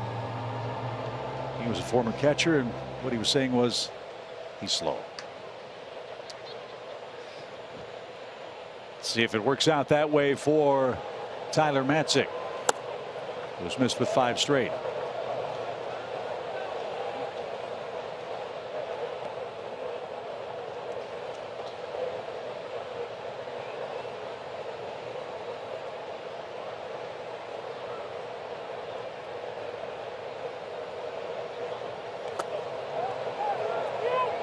He went. There's a break. That was big.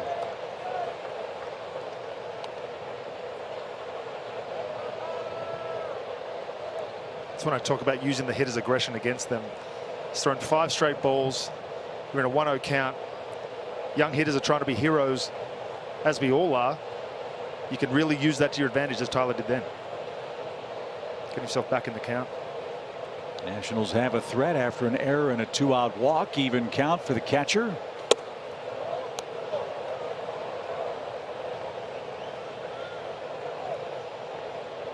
Matzek's last outing against the Phillies looked really sharp. Fastball, had a couple 1 to 2 miles an hour extra on it. Not quite as sharp today.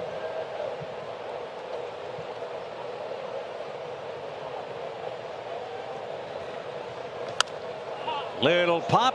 That's going to be handled by Dansby, and Matzek gets us out of the 6th inning. Washington strands 2 more. The Braves still lead it 2-1.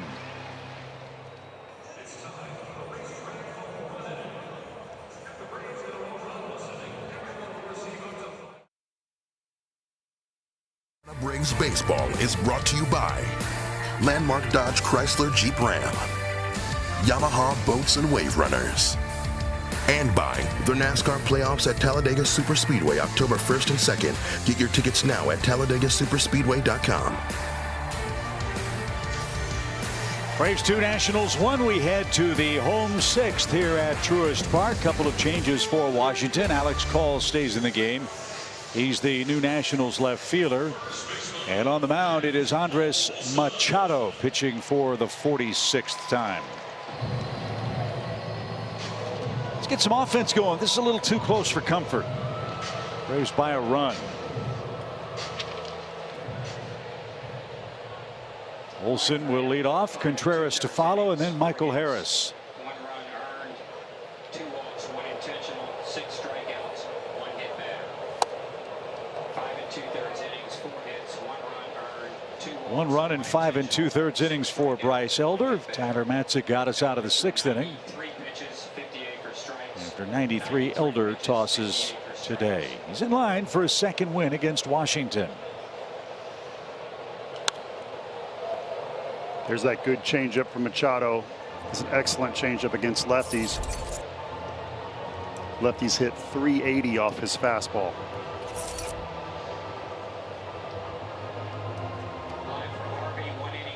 You can see how that pitch would be tough to hit. Real fast arm action, and then the ball just putt-puts out of his hand. At least for that last pitch. DeMatt 0-2 the count. This one got in on him a bit, and it's skied toward right. And right center, it's Robles who handles that. 1 up, 1 down. Matt's 0 for 2. William Contreras 1 for 2. And he'll hit after a quick word from Delta.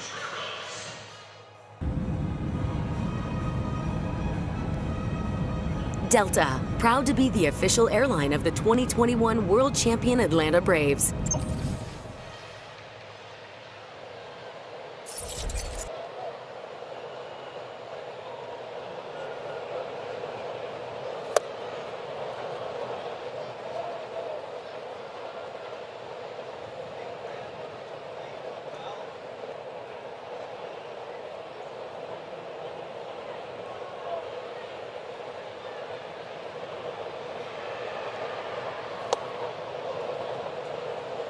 Then you look for the changeup and you get 94 across your shoes. It's fun to be a big league hitter, isn't it?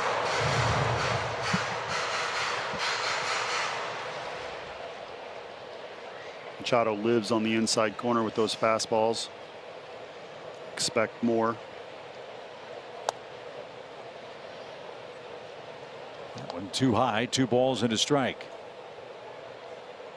Washington will have the top of its order coming up in the 7th inning. Contreras batting 5th today for the Braves, has 1 of our 5 hits.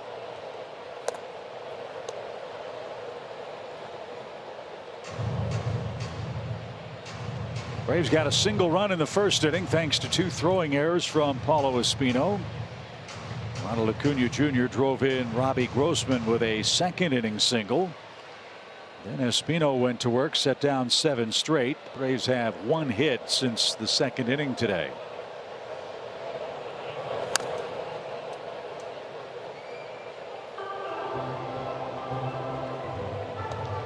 Braves again trying to extend their home winning streak to 11 in a row. They've allowed 17 runs in those 10 games plus 6 innings today. Pitching has been magnificent.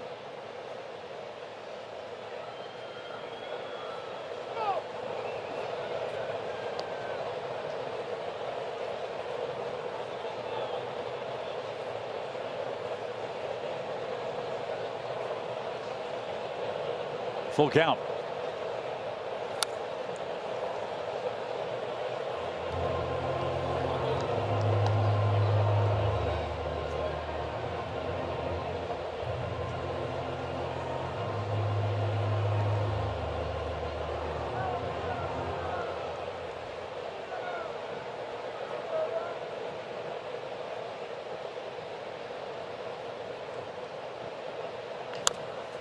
to third. And the long throw right on the money, and Contreras hit the front edge of the bag and trips and falls, but he's all right. And 2 quick outs for Michael Harris. What's going on over there?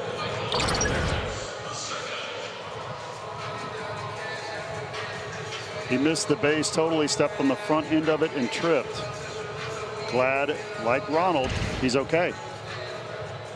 And someone's going to walk over to Williams and say, you know, that base has been there since 1876, son. It's a pretty athletic move from a catcher there. Can't imagine Brian McCann would slide that far. Oh, here we go. Isn't it funny, too? Anytime you say something about the backstops being athletic, you have to put the qualifier for a catcher.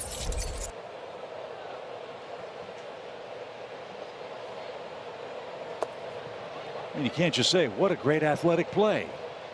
Right? Right. Just gotta get my point across.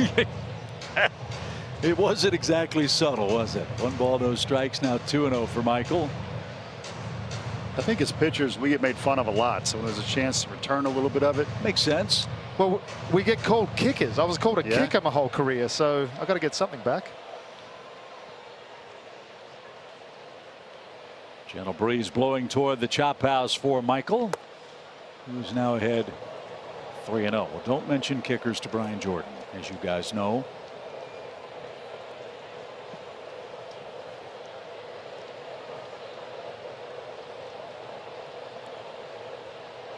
Let's see if Harris has a green light.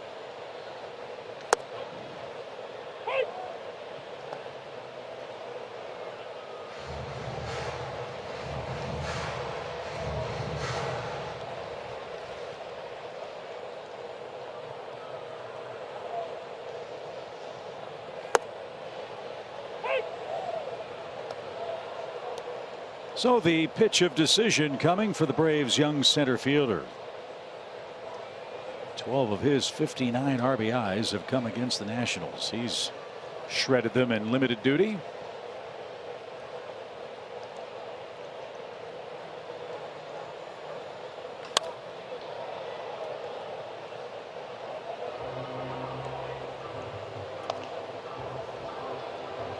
Had a little bit too much on it for Ron Washington to make the play, even though he still got it.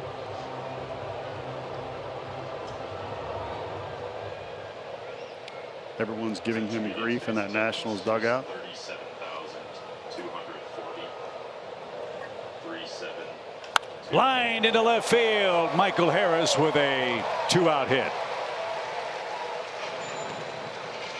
So a 4-game hit streak for Harris. And with his speed, let's see if he can motor around the bases here. Harris does such a good job on hitting the ball away. Look at the head staying right on the baseball.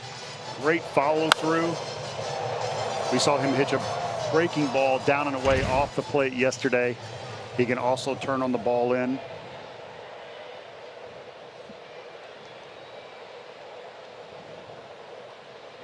Scorched into right center field. That's going to get down. Harris around second, on his way to third. Clean play in right. And Atlanta's got him at the corners. Rosario picks on a pitch. Back-to-back hits.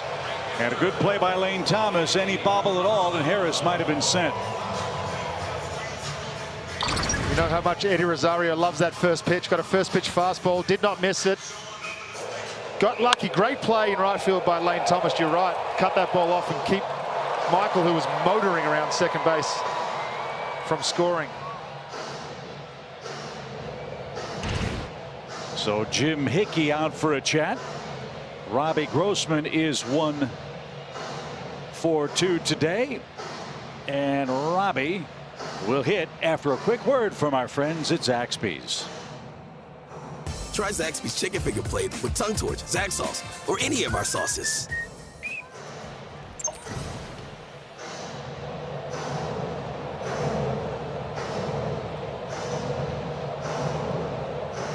Grossman scored run number 2 in inning number 2. Let's see if he can keep this 6th inning rally alive.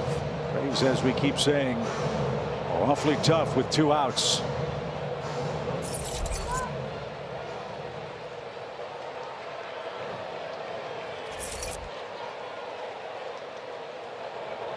Abrams moves to the first base side of second base as Robbie turns it loose and fouls it away. Strike one. The Braves have left 4 men on base in the game. Washington has stranded 8. Again, they'll have their 1, 2, 3 hitters coming up next half inning.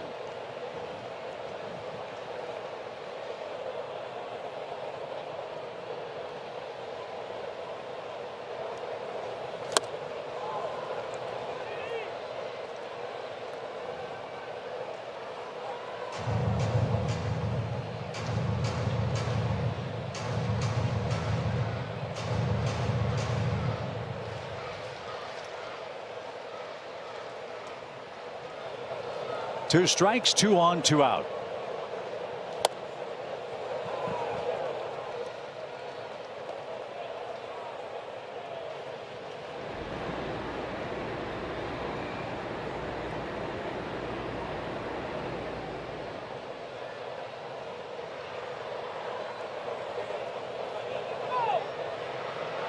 Machado working quickly. Robbie wants to slow him down.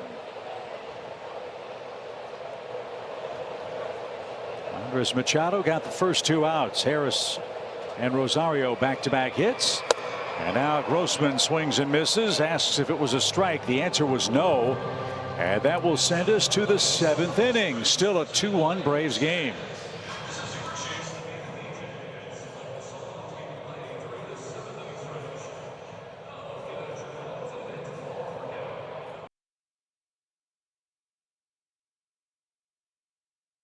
Said after that appearance that he felt like he saw some really good signs, you know, a little bit like what we just saw from Tyler. It got a little bit sticky early on. He worked his way through it, but he said, I saw the velocity tick up. His breaking ball has been getting better, so he felt like it was really encouraging.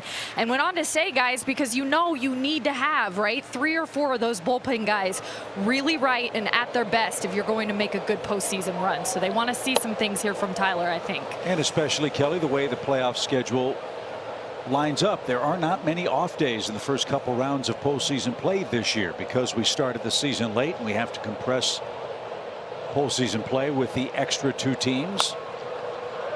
And so the way you see the bullpen guys being used now, I would assume, is ideally what Snit would like to have, where you can pitch a man on one day, give him a day off. Every other day during the postseason work for the Braves. I think as soon as that postseason kicks in too, you're going to see the guys be ready to come in every day. You're going to see their workload back off towards the end of the season so that they can go every day during the playoffs. Every day is a little strong, but I wouldn't be surprised to see your main guys, if in a 5-game series, pitching 4 of those games.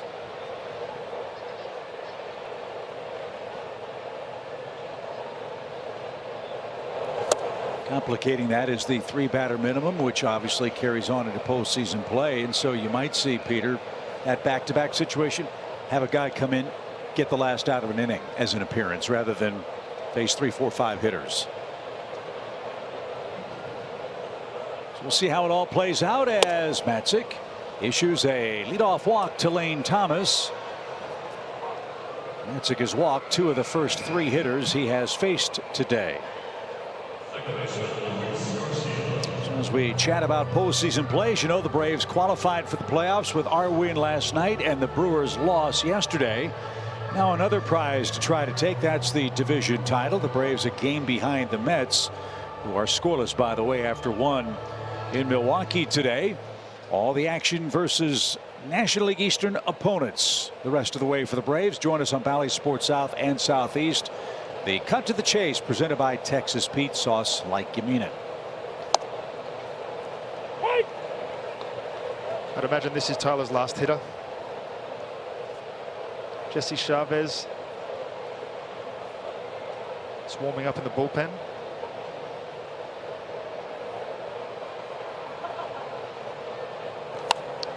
Pop fly foul by Garcia, who has struck out, walked, and doubled. Another thing I think you'll see when the stadium gets rocking in playoffs and others, you'll see a little uptick in that velocity. I wish Tyler was 95, 96 today. He's not, but still a very good fastball that he can navigate with.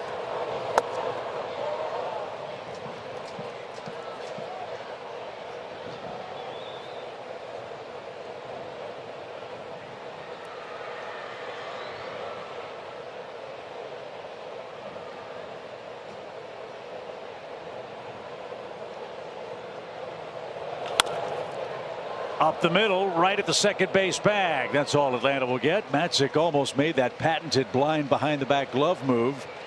The ball didn't find the leather, though. They do get the force at second. Thomas is retired. Garcia at first. And Brian Snitker is on his way out to get Tyler Matzik. He made that play last year, as you remember. Tried to do it again. Almost better off leaving it straight to Vaughn. So Tyler Matzik walks 2, gets 2 outs, and turns things over to Jesse Chavez.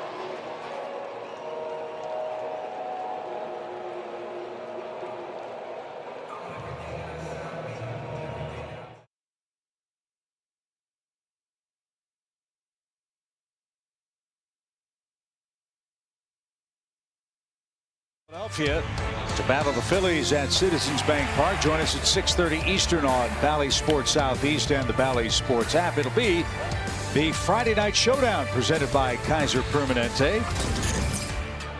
Jake Odorizzi will pitch game 2 of that series for Atlanta. The Phillies have not set their rotation as of yet. The Phillies have lost their last 5 games in a row.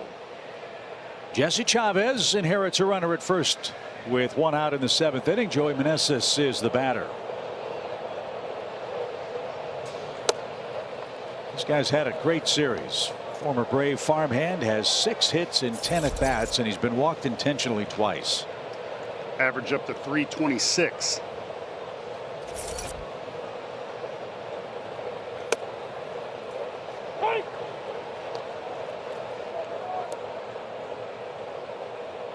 Couple of things you love about Jesse Chavez. 1, he'll take the ball every day, to our earlier conversation.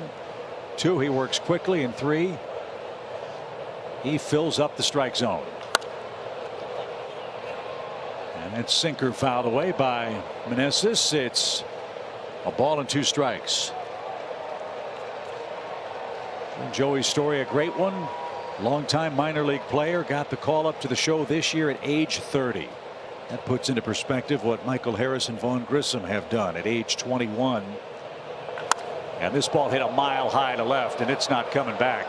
And the Washington Nationals have just taken a lead on a ball into the Hank Aaron Terrace.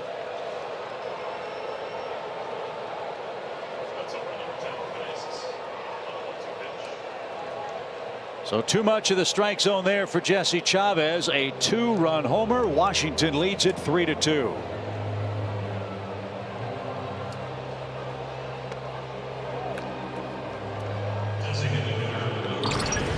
Jesse went with a changeup here.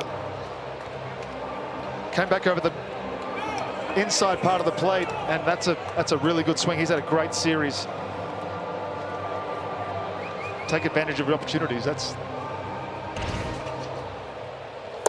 The Braves have been fortunate the last couple of games. They've been able to walk that guy in big situations. They had a man at first, couldn't walk him, and he crushed a ball right over the Washington bullpen. So now the onus turns to the Braves offense. 420 feet, and you saw him pull his hands in to hit that on a change, so he supplied all of the power. So he has 10 home runs. As we said, since he was brought up in early August, leads the Nationals in hits, homers, and RBIs, and it's amazing how often the game gets into the hands of guys that hot in big spots. Fly ball left, and Eddie's got that, and that's out number 2 for Luke Voit. Hope you'll stick around for the stretch presented by Georgia Natural Gas. Trevor, Nick, and Gordon Beckham will join us in just a few moments as the Nationals had base runners everywhere today. Finally got a big hit from Joey Meneses, a 2-run homer to make it a 3-2 score.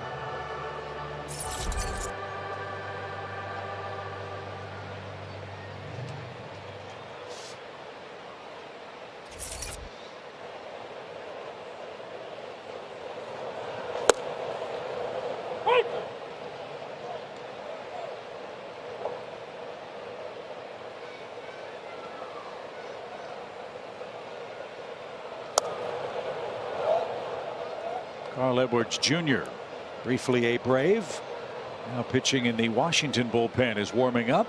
If he comes in, he'll have the 9 1-2 hitters for the Braves, who trail by a run now. In fact, the Nationals have scored the last 3 runs in the game.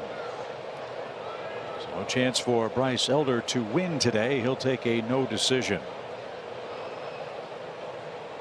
Elder allowed a run. Matzik allowed a run.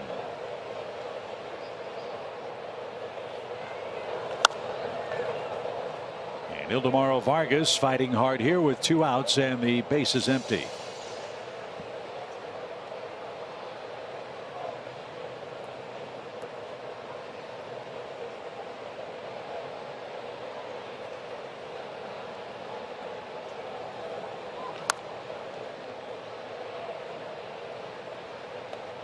Nice changeup down right there by Jesse. Get the out, hold them close. Braves, one of the best offensive teams in the game. See if they can make some noise late.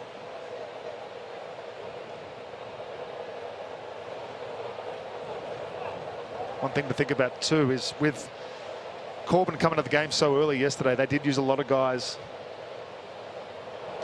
Bullpen's going to be tired. We have 3 more shots. I'd be surprised if this game ends up 3-2. I agree. We showed you how well the Braves play at home earlier and against the Nats. None of that changes.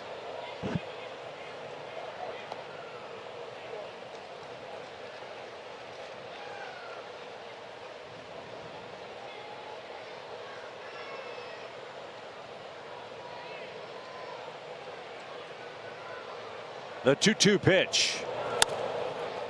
To first. Olsen handles that long hop, and the flip to Chavez will end the inning. Meneses hits a 2-run homer. The game turns into Washington's favor, 3-2, as we send you to the stretch. The Stretch is brought to you by Georgia Natural Gas. Live the greener life.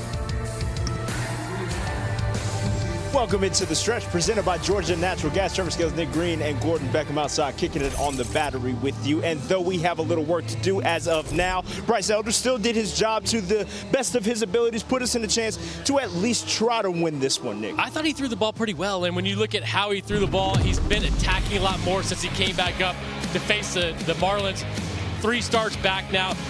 When his sinker's going well, he's throwing to both sides of the plate. He did that today. I love the way he mixed too, because he started mixing that cutter in early in the first 2 innings.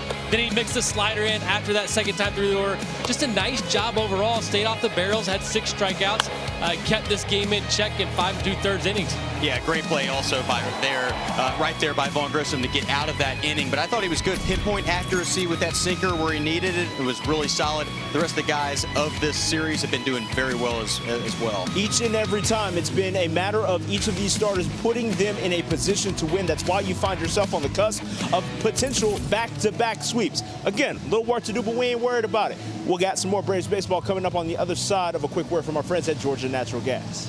Ready to play ball with a new gas company? Georgia Natural Gas knocks it out of the park with simple service and great rates. And when it comes to helping the environment, GNG's Greener Life program makes it as easy as paying your gas bill. Sign up with a home team today at GNG.com. Okay, guys, nice job with the stretch. Here we go. Atlanta's got 9 outs left. They're down only 1 run. Vaughn Grissom will lead things off. And one reason why the Braves are near the top of the division, they've taken care of their business against teams below them. That's our Mr. Clean Magic stats feature. Well, you have to do this in order to have this kind of record. 59 and 23, 5.2 runs a game. Got to take care of business, and that's exactly what this Braves team does. Mets have the 2nd easiest remaining schedule in baseball. Braves with the 6th easiest remaining schedule. Doesn't matter who you play at this level, they're all big leaguers. Things change in September. Guys are playing for jobs. Guys are hungry. We'll see how it turns out. I'm here for all of it. Carl Edwards out of Newberry, South Carolina. Pitched briefly with the Braves last year. He's put together a really good year for the Nationals. The team is a non-roster player and a 2-time world champion with the Cubs in Atlanta. Big cut fastball, high velocity, big movement, and then a devastating curveball. Braves have had some 2-out rallies in the game. And 2 on 2 out in the first after they scored a run. Couldn't add on there. They had 2 singles in the 6th inning. But Robbie Grossman chased a pitch and struck out. Now you've got 9, 1, and 2 coming up in the 7th inning versus Edwards. Harvey and Machado, 2 innings of scoreless relief, but they did give up 3 hits.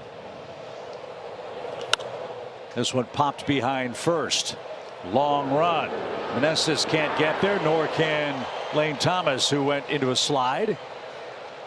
And he's slow to get up at the edge of the warning track in right field down the line.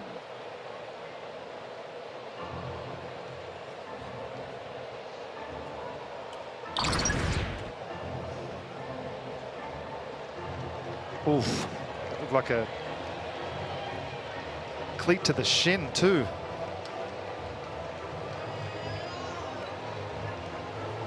Knee to the underside of the right leg. And you see Thomas try to stretch out that right hamstring as he limps out there in right field. He says he's all right.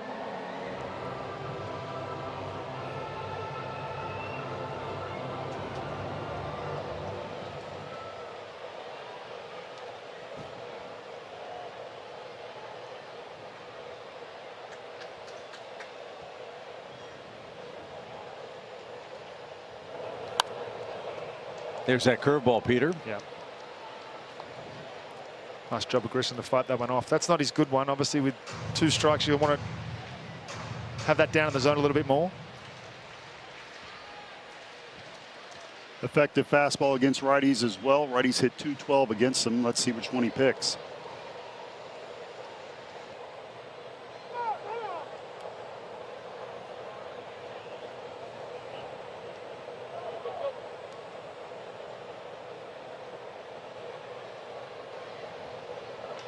Driven to right field. That's down for a leadoff hit. Good piece of hitting for Vaughn Grissom. Really good piece of hitting. So for the 2nd time, he's aboard as a leadoff man. He walked in the 5th. Now he singles here in the 7th, and Ronald's coming up. Watch the cut on that fastball at 96 miles an hour. Grissom, let's remember that he started the year in high A Rome. You don't see a lot of that in high A. He is not missing a beat at every stop. Looks like he belongs and handling great pitches. Good day for Ronald. 2 hits, an RBI, a run scored. Robles robbed him with a diving catch in the 5th inning that turned into a double play. And he swings the first one and pops it up. Meneses in foul ground is going to have room. And there is your first out.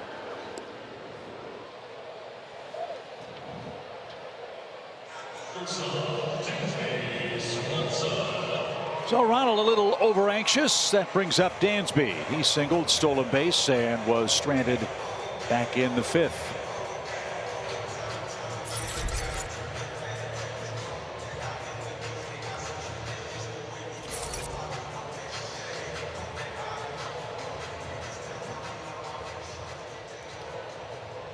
The Mets and Brewers play in the 3rd inning in Milwaukee. Still no score.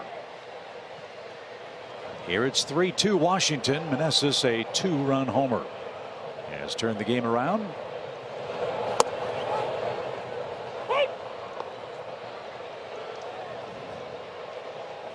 May see Grissom try to steal here. Get to second base, get in scoring position.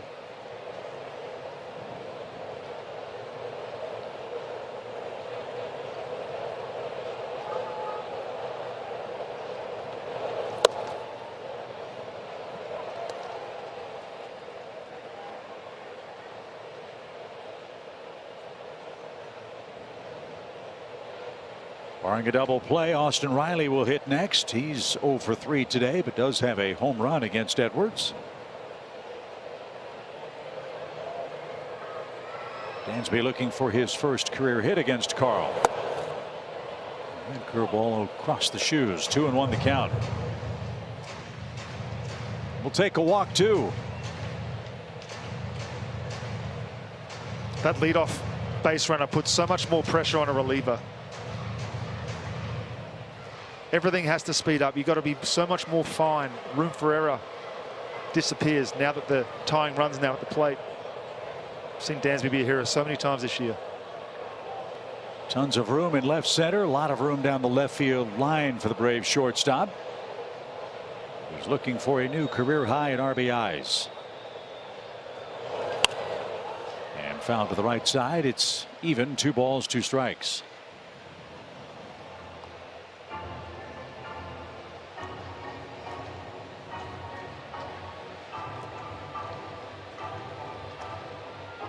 Two curveballs, 2 fastballs.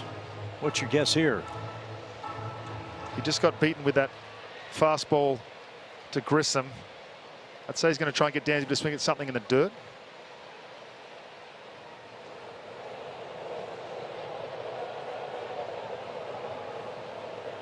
This might be a pitch you see Vaughn run too. On with 5 stolen bases on the year. Not going, and bounced off the plate. Of course he goes with that fastball. Again, this is what Dansby does. Stays in at bats. So much to the point where he's even mentioned that he wished he could do it without 2 strikes. Becomes such a good hitter with 2 strikes. I agree with you on the curve, though. Defense has shifted to the left side of the field, so that curves that rollover pitch versus the fastball. You saw Grissom go the other way on. And he shot a fastball off the net foul to stay alive. 2 balls, 2 strikes. Dansby hit a big homer last night in the 8th inning. That proved to be a gigantic run as the Nationals scored a tally in the 9th.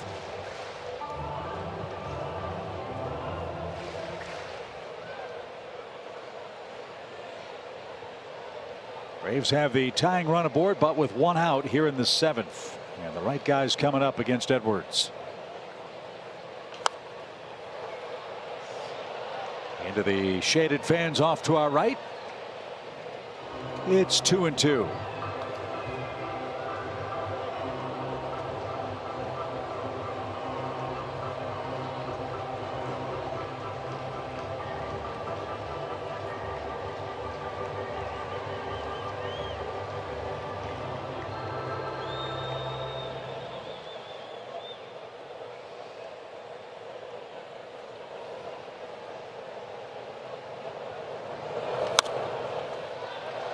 Swanson will see a 9th pitch.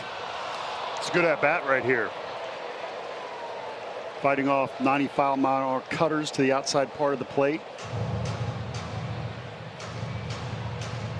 Outfield is shaded opposite, but there's a hole on the right side if you can get it on the ground.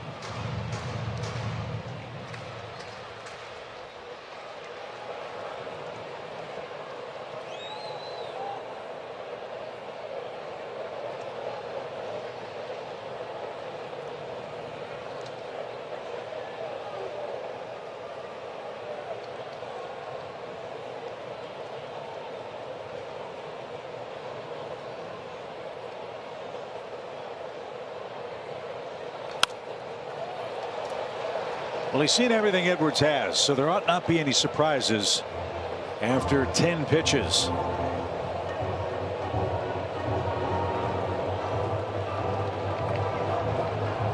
This wears on you too as a relief pitcher. You know that, especially someone like Carl. He threw a changeup earlier, but he's basically a 2-pitch pitcher. You know that the longer the at bat goes on, the more chances the hitter gets to see exactly where you're releasing it from and track it.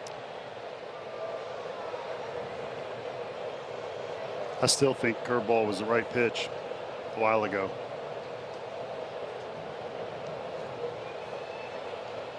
Almost hit him. Let's see if that gets Dansby off the outside corner. 3 balls, 2 strikes. Now a decision for Snit. Dansby will strike out a time or two, but he's been so good with 2 strikes. Do you send Grissom here and try to steal a run? Yes. I'm an aggressive manager. I'm a 3-2, none out, 1 out, 2 outs running guy. Hands on knees for Grissom as Edwards checks him at first. Another half step on the lead. He's going, and it's chopped foul.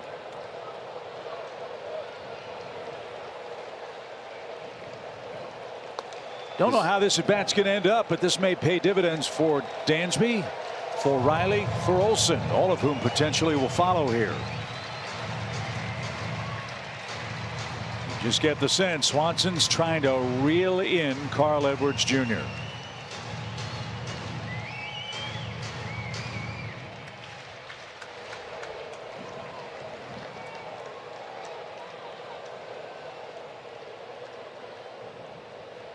Again, Grissom leads at first.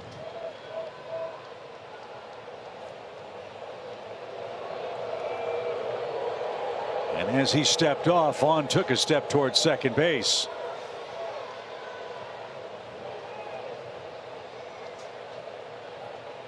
May see a throw over here. Runner goes, swing and a miss. The throw to second is right on the money, and Grissom is out. He says the tag was missed, but he is called out. It is a strike him out, throw him out, double play, and that will end the Atlanta 7th.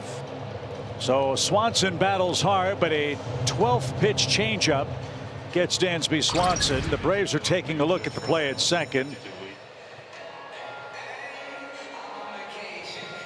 Vaughn thought he got the hand in, but the Braves are not going to challenge as he came off the bag, and the tag was still on the left hand. So we head to the 8th inning. The Braves are still down a run.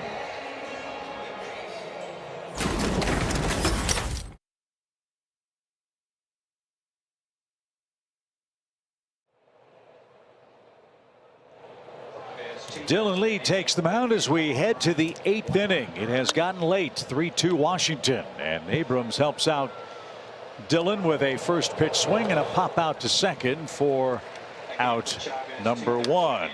ACC football comes your way on Saturday on Bally Sports South and the Bally Sports app. We've got a doubleheader for you beginning at noon Eastern time.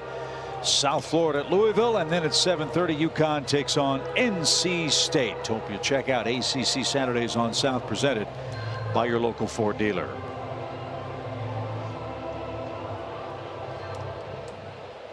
Victor Robles is 0 for 3. He has struck out twice.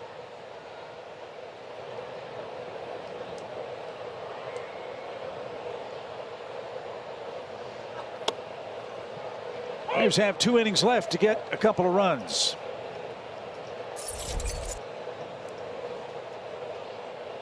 We trail it 3-2.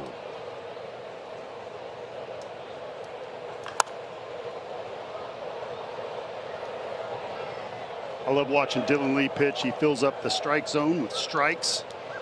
69.2% of his pitches. That's 6th highest in the National League, and last year became the 2nd pitcher in Major League history to make his first career start in the postseason. We've talked about the postseason a lot and what will happen. The first was teammate A.J. Minter in 2020. And another called third strike. Robles has the hat trick. 2 outs for Dylan in the 8th inning. And I think to continue that conversation, when this guy's rested, he's really, really good. And he's got crisp stuff here in the 8th inning. Back-to-back outs. And Alex Call will hit for the 2nd time. I like him, as I mentioned, filling up the strike zone, but he's also got multiple pitches, which is why he has started before in the past. And I'll never forget A.J. Minter's start, where he blew people away and mom and dad were going nuts. A little flare into shallow center, and Alex Call has a 2-out soft single.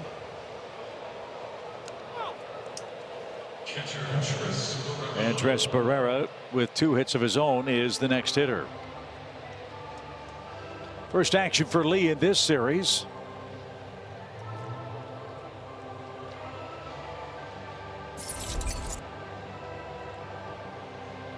And now he'll go to work against the 9th place hitter.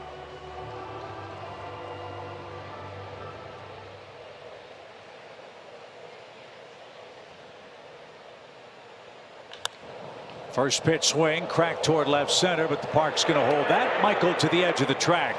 And that will send us to the bottom of the 8th inning. Riley, Olson, and Contreras are coming up. The Braves are down 1.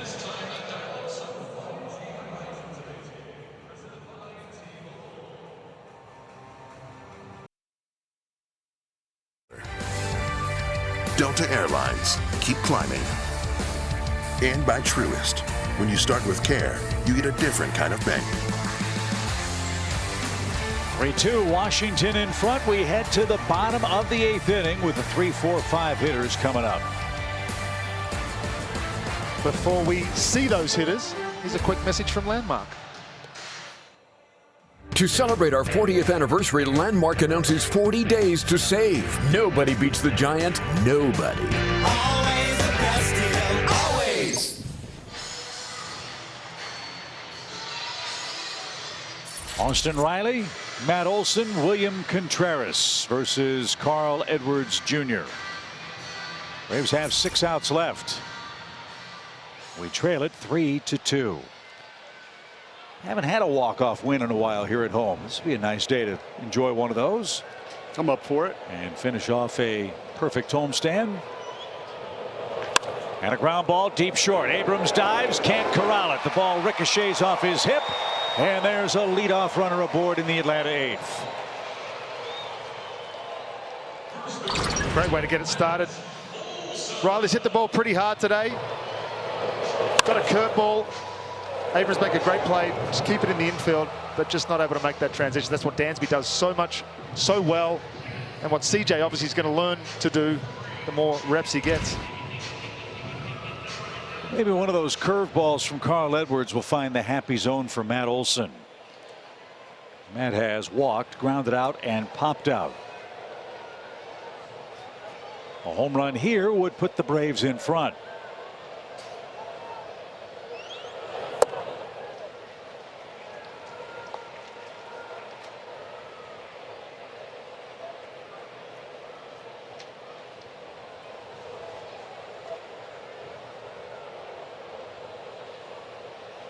Matt's last homer came in Oakland on September 6th.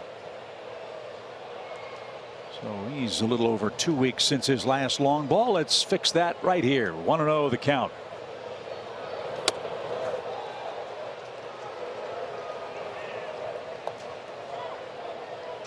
Matt's been working on being on time, getting that front foot down.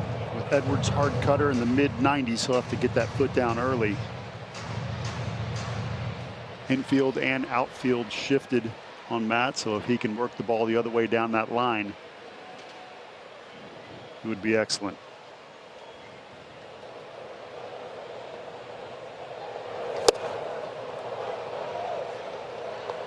Might have swung at ball 3 there, took his shot, 2-1 the count.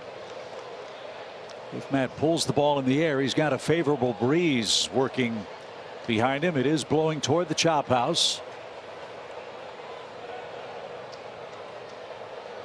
Contreras and Harris to follow in a 1-run game. 2 balls and a strike.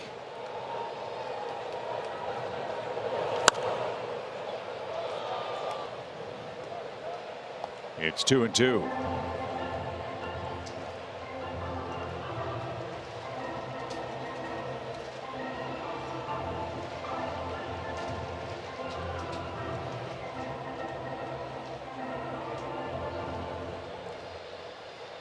A lazy, hazy late day of summer in Atlanta. We've got a 3-2 game.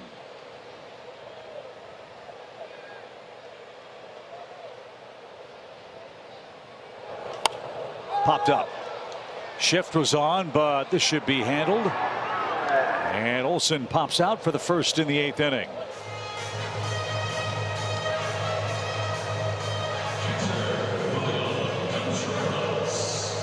Here's William. Contreras 7 hits in his last 21 at bats. He's rescued us a time or two with some late inning extra base action. I like this matchup because Contreras can drive the ball the other way. Edwards with that hard cutter up. If Contreras is on time, he can hit a double or leave the yard.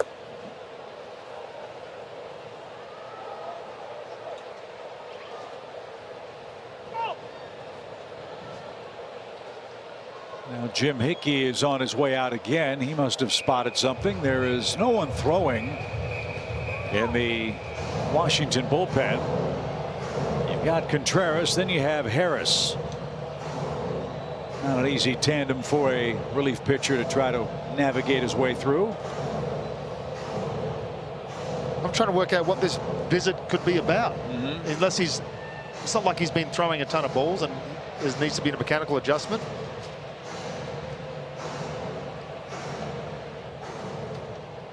Well, we've seen it happen before. Pitching coach comes out. Next pitch ends up in the seats. We would certainly welcome that. Down a run in the 8th. Braves have 5 outs left. Mets and Brewers still scoreless. 4th inning up in Milwaukee.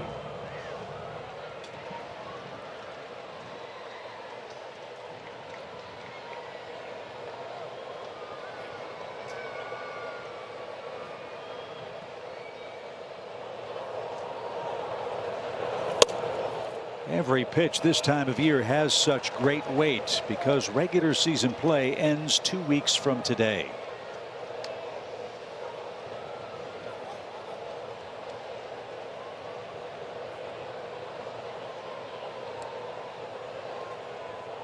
Riley hands on knees at first. 2-0 count.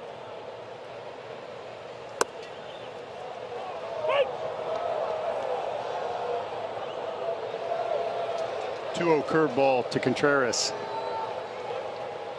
Man on first, 1 out, showing you the respect they have for him. That's unusual.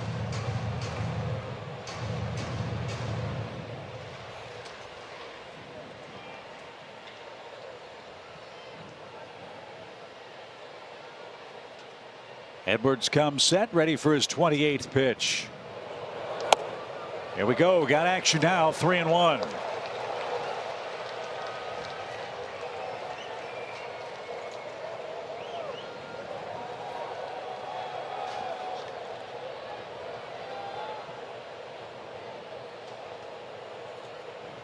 Be selective, William.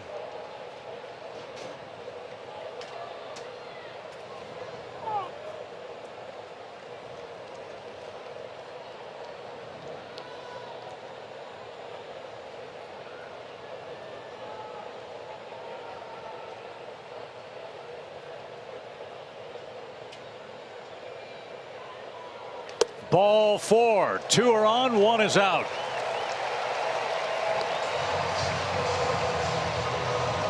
Now you're in a spot where a single could get you tied. And here's where Michael Harris, as we showed you, has shined all year, hitting over 400 with runners in scoring position. Now he bats with 2 on and 1 out. And look at what he's done in pressure-packed spots. These numbers have come because he's patient in these situations. Most rookies are not. He can hit the ball away. He can hit a breaking ball. He can hit a heater. Uses all parts of the field. Also has good speed. And loves the first pitch. Took that one, though, for a strike.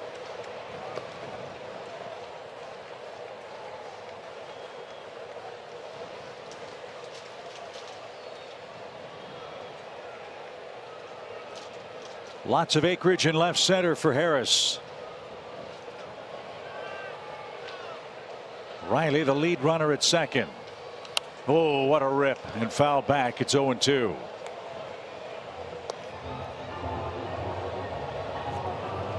Another left-hand bat. Eddie Rosario is on deck.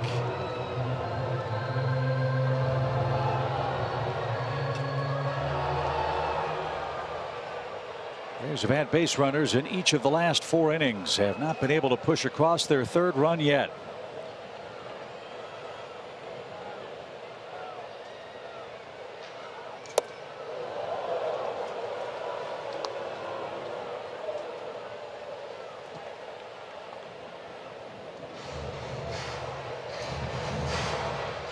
Love to see Harris cut down on his swing right here. Line drive the other way. Riley at second base, the tying run.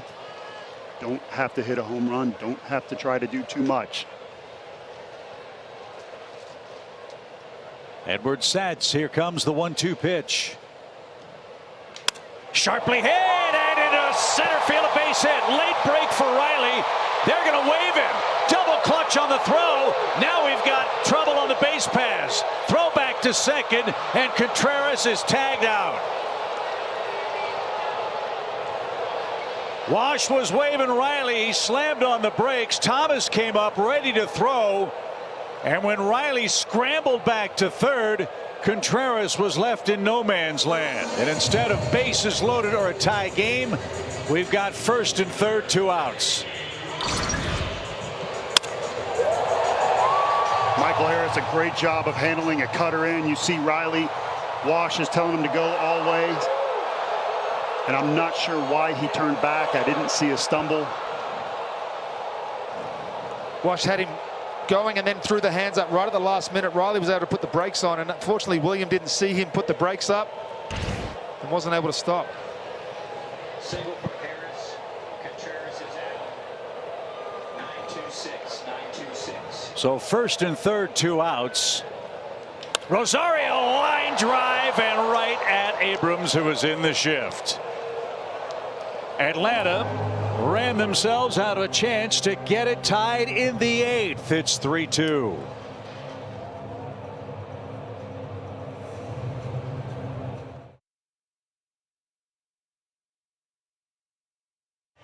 Three-two's your score. Braves had a chance to have the bases loaded at the very least, but a base running mistake costs them dearly in the 8th. They did. Yeah, it was a softly hit ground ball. Riley had to hold up in the first place, and then he put the jets on. Wash was waving him the whole time. He's trying to read the throw. He made a clean pickup and a clean throw. He told Riley to go back. Unfortunately, William was trying to be aggressive and get to third, and he wasn't able to make the adjustment and get back to second in time. But it's very tough as a third base coach. You don't know what the throw is going to be like. Looking back, if you see it, the ball bounced in front of the plate, Riley may have scored, but Wash can't read that before it's happened. And I guess my question is for William. At second base, he's already in scoring position, right? So Lane Thomas is the hitter starting the 9th inning for Washington. Jackson Stevens is the 5th Braves pitcher, following Elder, Matzik, Chavez, and Dylan Lee, who worked a scoreless 8th. Braves will have the 8, 9, and 1 hitters coming up in the 9th. Got to hold them right here, Jackson, and that's a good way to do it. 0-2 for Lane Thomas. Yeah, it really was one of those in betwixt and in between plays for everybody. Yeah. Contreras read it right off the bat, got a good jump, gambled a little bit, but when the ball went through, he was ahead of Riley, who actually turned back to second. But that leads me to another question. First, the pitch, which is rifled toward right, and Grossman is there in the corner for out number 1. As a base runner, if you see that, don't you have to figure he's not going to score and play it safe? If you see which part? If you see Riley get a late break for going back to second base on that ball, don't you think he's not going to score? But I think he was picking up Wash at the same time he was waving Riley. Once he saw the wave, he thought he was going to be scoring, and I think William just said, I'm going to get to third. Unfortunately for Wash, who's watching the outfielder get the ball in, he's not watching William.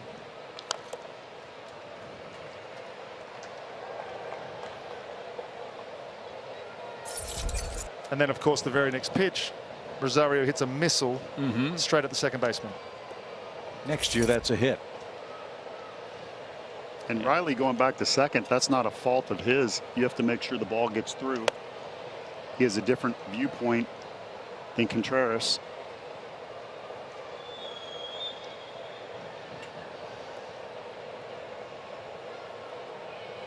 So Luis Garcia with 1 out and the base is empty. Serves one into left center field. Harris on the run. He got there. What a great play by Michael. Look at where he throws this ball in from.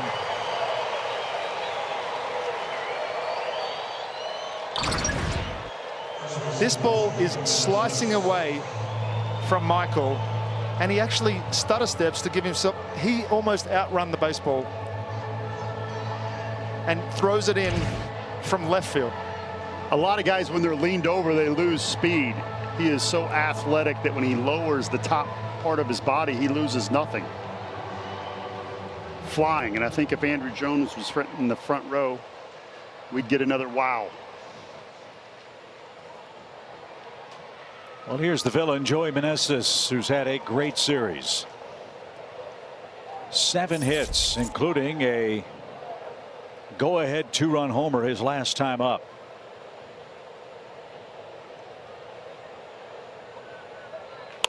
This one on the ground. Riley gloves. Thought about a spin. Straightens up and throws a strike. So Braves country, rally cap time. We've got 3 outs left, down a run.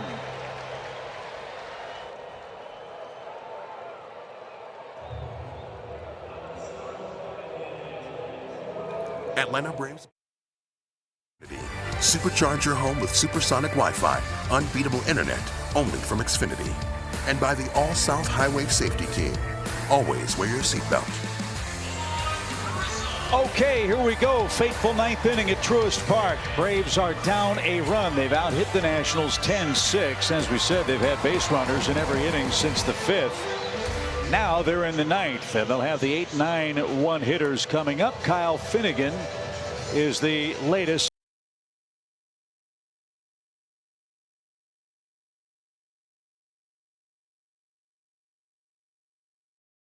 pitcher. He's the 4th reliever to work today behind Paulo Espino. Saw him last night, probably in a game that he wouldn't normally pitch in. Down by a run in the 8th inning, Dansby Swanson was able to take him to the chop house. Hopefully that left him a little bit tired today. 10 of 14 in save opportunities. You saw that. 80% of Finnegan's strikeouts have come on fastballs this year. That's good enough for 2nd highest among Major League Baseball relievers. So Finnegan will face Robbie Grossman, Vaughn Grissom, and Ronald Acuna Jr. A bloop and a blast, and we go home happy.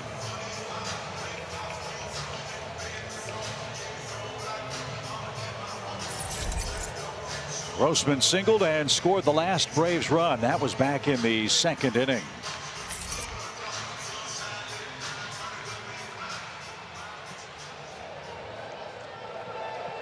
You're going to get this guy. The road is the place to do it. A 6-point ERA away from Nationals Park.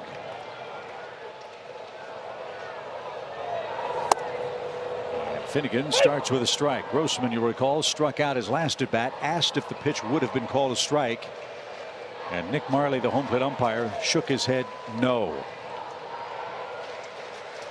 They give Grossman the whole left side of the infield here with nobody out.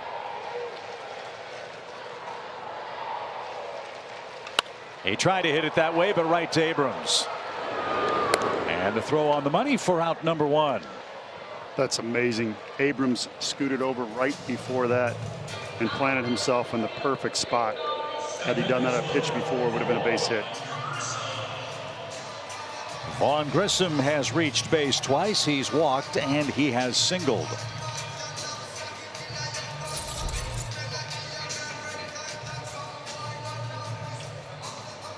Nationals try to end the Braves' 10-game home winning streak and their overall 5-game winning run. The Braves have 2 outs left.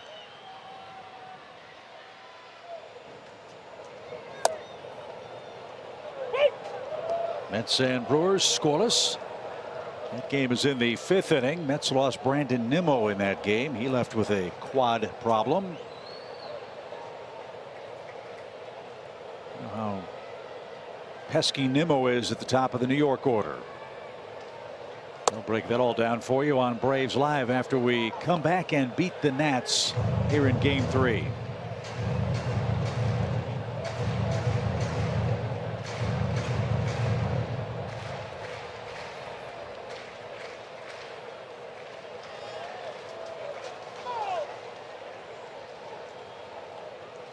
Braves have 10 hits, but couldn't add on, at least not yet, after the 2nd inning.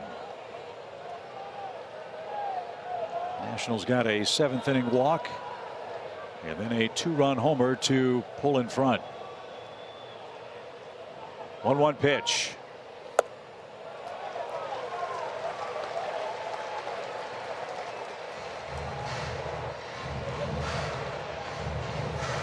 Again, good patience by a young hitter in a big situation.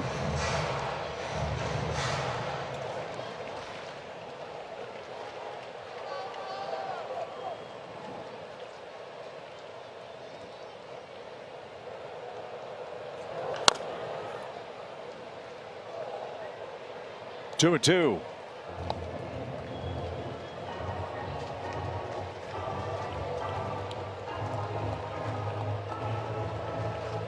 Finnegan has 10 of the Nationals' 27 saves this year. He's got the first out in the ninth with a 1-run lead.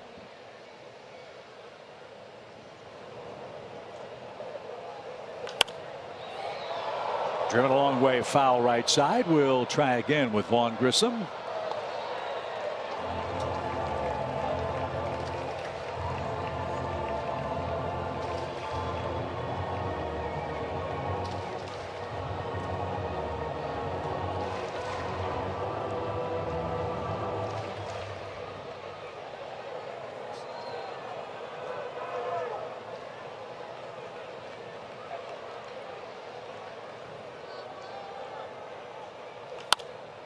Hanging tough. Grissom will see a seventh pitch.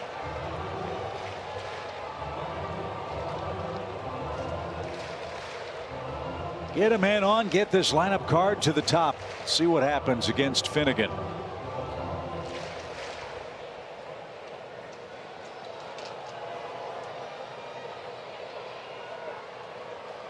Here comes a breaking ball after 8 fastballs.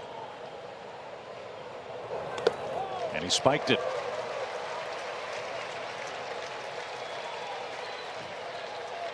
To Paul's point, Grissom's shown a good ability to get to 2 strikes in battle.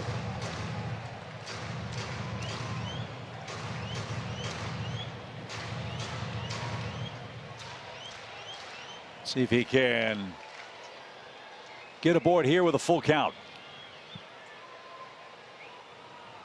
He's called out on an outside corner pitch. Grissom thought it was ball 4, but Finnegan got the call. 2 outs.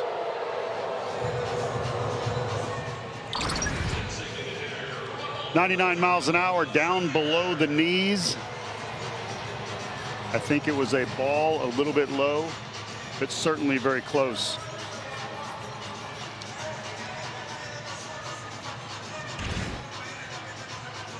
So was that the biggest pitch of the game for Kyle Finnegan? We're about to find out. Ronald Acuna is the hitter. He had 2 hits in the first 2 innings.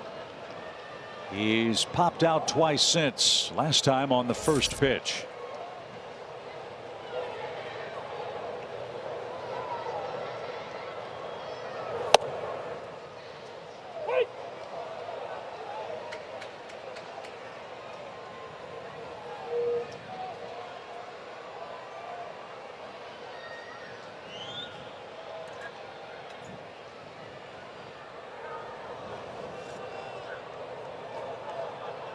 No balls, 1 strike for the Braves designated hitter.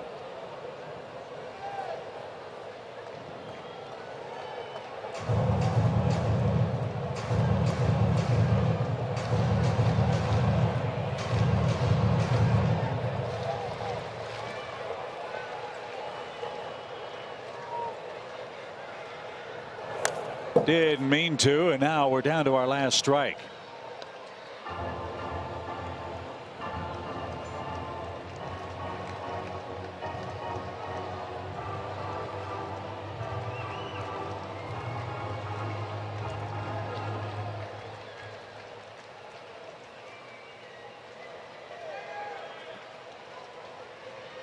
Finnegan ready.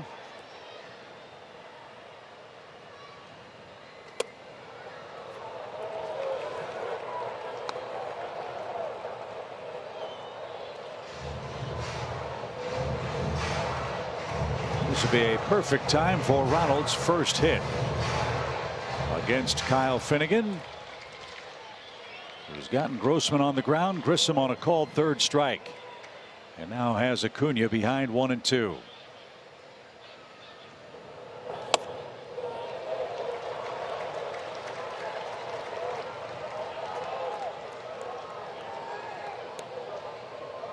He certainly doesn't have the confidence in that slider that he does the fastball. But it's so tough to just eliminate one pitch when he's thrown it a couple of times already in the previous at-bats. I just think he can concentrate on that fastball. I could have put good barrel on it. That was it right there. And that's where he's been really effective at taking that pitch the other way this whole homestand. You know, if anybody can time up 99, it's Ronnie.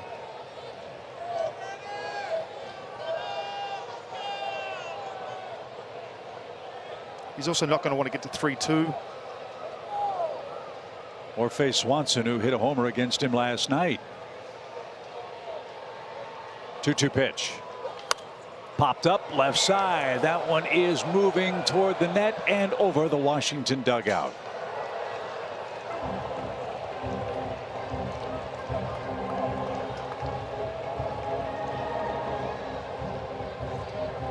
Long at bat for Grissom. Acuna now will see a 7th pitch. Braves are down to their last strike, their last out in their last home game against the Nationals this year.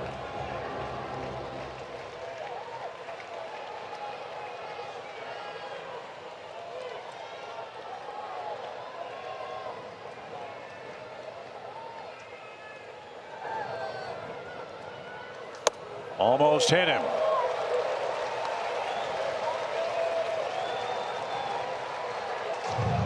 Ronnie doesn't like it. I understand it. To get Ronald Acuna out, you have to pitch him in. Ronnie wants to get extended. The last 3 outs of a ball game are sometimes the toughest to get. So it's 3-2 for Acuna. And that is your ball game. Finnegan picks up the save, and the Washington Nationals escape town, winning 1 out of 3 games. 3-2 today's final here at Truist Park. Man, this feels like one that got away. Bryce Elder just continued his great work, doing everything that this team asked him to do.